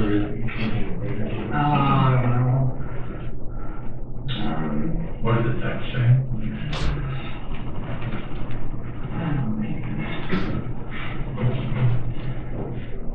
No, but it was texted to me Oh. from the counselor. Counselor. I texted Ethan at 12:21, you okay? He said, yeah, just got back from lunch. I said, you know, you can talk to us, we won't judge. He goes, I know, thank you, I'm sorry for that, I love you. I said, I love you too. And then, you okay? And hear back. And then, he told me about what's going on, and I freaked out and I drove here from work. And that's That's where we're at. where we're at. What time did you text him? That was at 12:21, and he was just getting back from lunch. So you guys had a meeting with the counselor this morning over Yeah. the rule? Yeah. I said, real quick, after this. What, was it the first hour, second one, what time was it? I got to school at 10:30, I don't know whatever. So it would have been earlier, first or second hour, I don't know. And what was that? I mean, he just said he was sorry, he just said, you know, Was he having issues, like being kicked down? No. Or? No. not that we know of, his best friend, his parents just sent him somewhere to Wisconsin for an OCD rehabilitation. That was his only friend that he had. They hung out all the time, hung out at school. Our dog, our great Pyrenees, just passed away a couple months ago. My mom died back in April. So that's She's got all the structures going on. They didn't.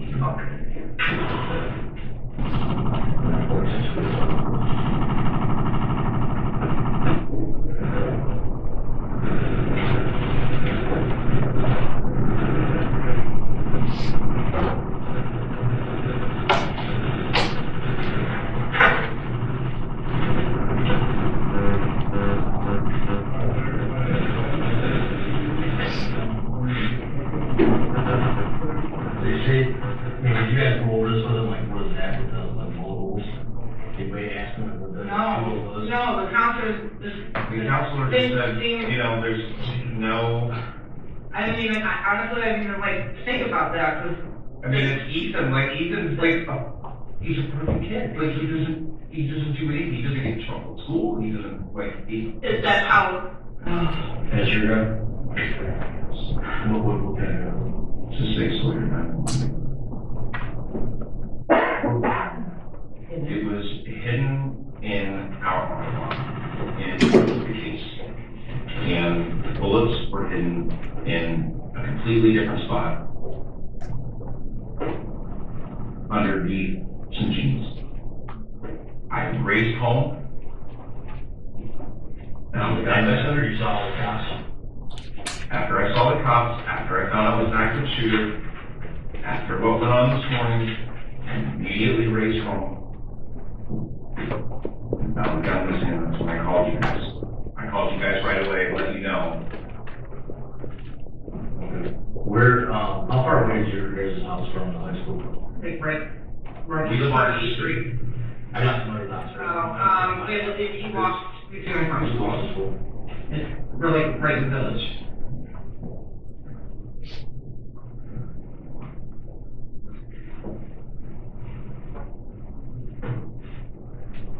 So what we'd like to do, is talk to your son. And obviously you mentioned over our lawyer, he is totally entitled to one. That's gonna be all up to you guys, but it's his age. We would like. I'm messaging Andy right now. Okay. Age, Can Andy handle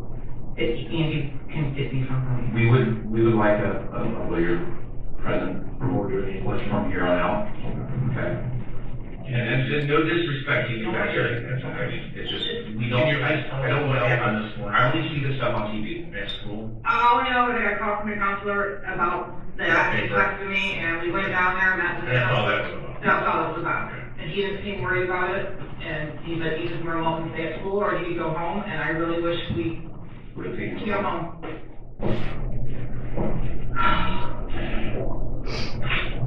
Is this, or that, for the time being, he's better after once.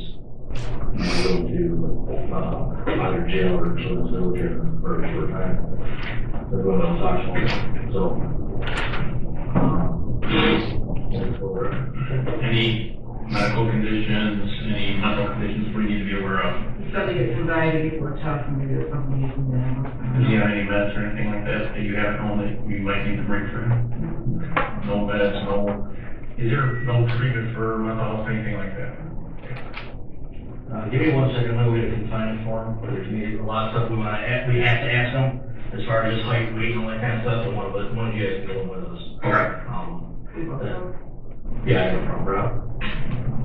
Alright, so give me 1 minute for the form, I'll be right back.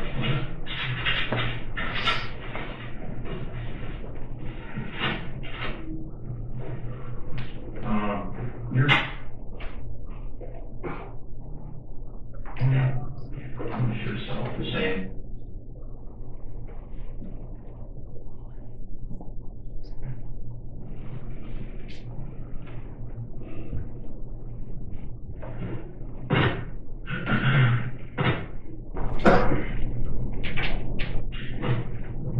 Any trouble with him, with the law or anything? Nothing. Everything's suspended? Nothing. You're not even. He's great. I mean, the mediocre grades, I mean, they're up and down, you know, but. He got, I found out he had an E in geometry last night, and I got on. No, a grade. We were talking to him about his grade. I got on last night. I'm sorry, it's what? His grade. Grades, okay. He was failing geometry. And I got on to him. And then all of a sudden, all this. Actually, you need to get the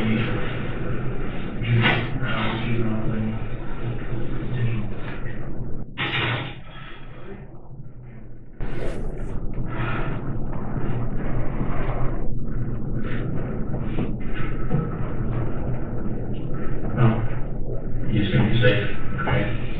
He's not hurt at all.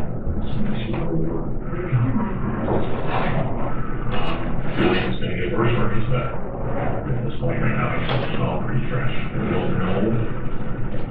Say that many people are hurt, anybody's died, we don't know. At this point.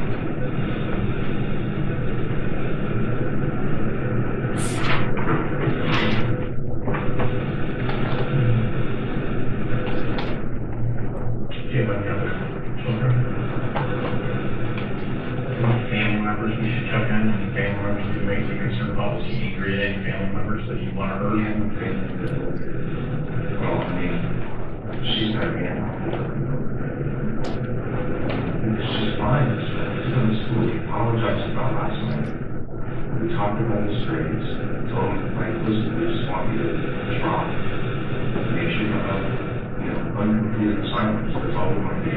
Do you celebrate it?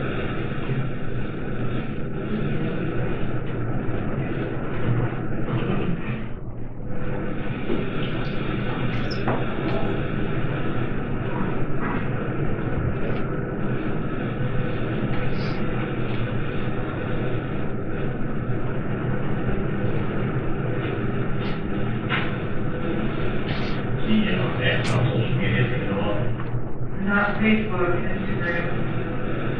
you have a cell phone. He does.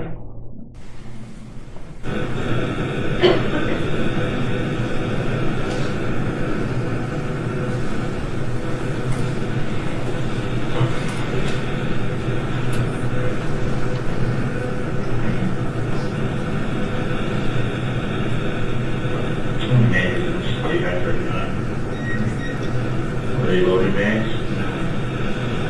They were empty when you scored them. They were empty, the gun was empty, the bullets were empty. the different place. How many rounds did you have? So, 100. no. You guys bought 100 when you went to the We shooting? bought 200. I thought it was just a box of food. Oh, I don't know. You didn't. I don't He didn't. remember. I don't remember what it was. It wasn't an exorbitant amount of money because you would have known. Approximately $56. Okay, then he only bought 100 rounds. And so you guys spent 50. So, yeah, and we go to the shooting range all the time. He goes with you, so he knows how to work gun. Yes. I've been trying to teach him safety, and I mean, It was a hobby that they did together, sure.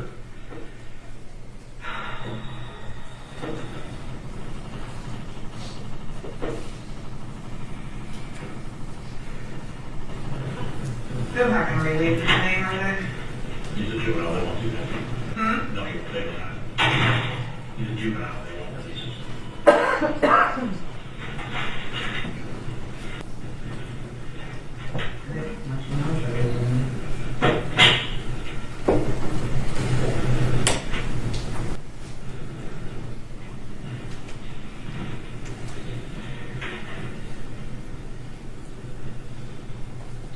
Jennifer, what's your number?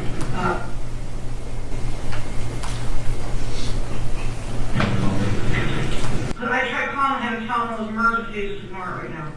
I don't do it. Jennifer Lynn? Okay, we're just gonna get a couple of things to come up with. You guys want to pop up, I'll leave your phones in there. I'll walk in and see basic information together.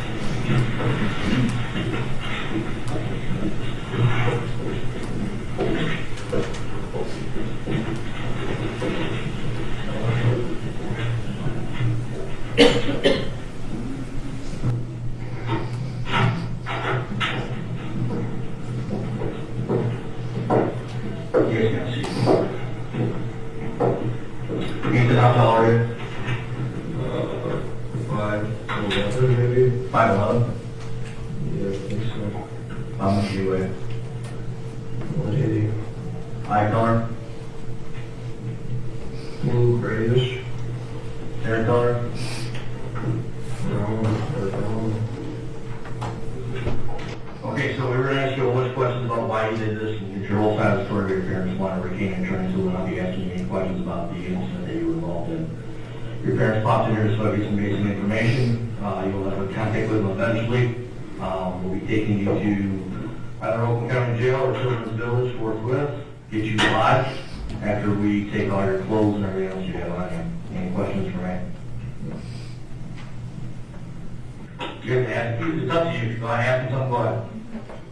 I don't think we need to ask any questions right now. Okay, pop up. I'll back up. Please say your sure. Why? I love you.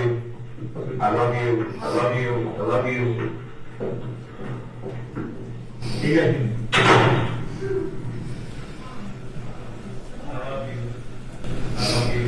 I love you. I love you. You guys can. Didn't even like care. What the fuck? We'll be free to go. You have our information. Do you have any questions for us? Okay, So typically what happens is, now we haven't done you. Somebody contact us and let us know where your one's gonna be. The corporal. Yeah. When? A day or two. Could be today, could be tomorrow. And look what he did, right? So right now, I really don't care about, I understand. We understand, right? so somebody will be in contact Okay. because of his age. Yeah. Okay? I'll walk you up.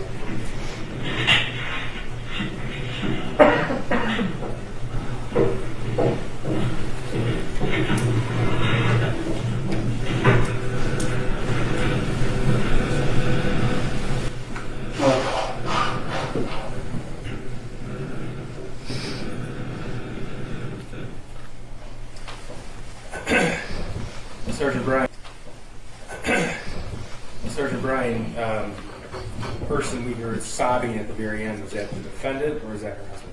Oh, James. Your Honor, I would object. They're both crying at the end. I think that's misleading. The only one who can I make think that it's- okay. is Sergeant Bryan. Okay, well, he has personal knowledge. You can, Yeah. you can rely on the evidence that you see, okay? You can, all the evidence will be available for you when you deliberate as well, okay? And Sergeant, we had some pauses in there. That's because personal information was being obtained from the defendants? Correct. Okay. Judge, I'm going to move to admit the transcript of the interview is Exhibit 424. The audio is a little bit garbled over the two TVs that the court has in the courtroom. Any objection? Your Honor, I have not seen 424. They have not sent it to me. We can So, feel free to take a look at my copy while we can. Okay. The court can withhold the ruling. Subject to review, you can let me know in the next 2 days, okay? yeah, absolutely, and likely, no objection, but I need to see it. Thanks. This is a transcript, Yes, Judge. all right? That would be 424, but we'll revisit tomorrow.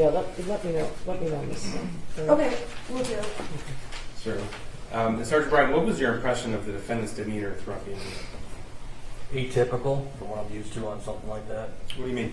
Your Honor, I would object as to the foundation, lack of foundation for this. Sure. Sergeant Bryan, you've been in the sheriff's office for 29 years now? Yep, a couple months. Okay. And you've been with the Special Investigative Unit for over 10 years? Yes. Okay, and you already told us that that is the unit within the sheriff's office that handles the major investigations? Yes. Okay, that includes internal affairs? Correct. And it includes homicides? Correct. How many interviews of either witnesses or suspects of crimes have you think you've been a part of? 5,000, maybe more, This is something you do on a day-to-day basis? every day. Okay. And you described the defendant's demeanor as atypical? Correct. Okay. And tell us why. Your Honor, I would object as to this witness's opinion when the jury can see what's in the video. Every person in life reacts differently. This is very grossly unfair and prejudicial. That's argument. The counsel's free to make Isn't that the best argument. evidence of how she reacted to the video itself? Well, I think an officer with 30 years of experience is in a unique position to give that testimony. I think the jury can decide for themselves. The jury is going to see the evidence. They saw the videotape. They can decide if that her behavior is normal or not normal. Thank you, Judge. How do people? I guess you can ask, how do people react when their children? You know, you've had other cases with children being charged. Yes, not a school shooting, but yes, I've had many cases where kids have done bad things. Okay. I've had to tell the parents. And you've had to tell the parents that? Yes. Okay. And what you experienced on November the 30th was not consistent with Your your Honor, experience in the I past? object again. Same thing. That was the court's question. I didn't hear the question. I was just following up with the court's question, Judge, that in his experience, he's had the opportunity to interview parents of a juvenile who's done something illegal. What's a common reaction that you experienced? Crying, disbelief, why, those Your kind Honor, of things, Your Honor. Again, I object. It's irrelevant and it's prejudicial, and no other parents have had a child, their child, commit a school shooting. He just said, this is Well, that's not such a true. different case. Well, he said in his experience, he hasn't talked to anyone else with a school shooting. He said he's dealt with children who've done very bad things, right? This is like bad, though. I mean, this is Yeah. like... Well, we're going to move on anyway. You guys can watch the video and decide for yourselves, okay? I have nothing further, thank you. Okay, props. It's fair to say that every parent reacts differently when confronted with news about their child. Yes. And you don't know Jennifer and James Crumbley, correct? No, I do not. And prior to this day, you had never met Ethan Crumbley? No. So whether their reaction was even normal for how they normally react, you wouldn't even know that. Correct. I have nothing further. Just briefly. Your Honor, I do have one question, if I just have a moment.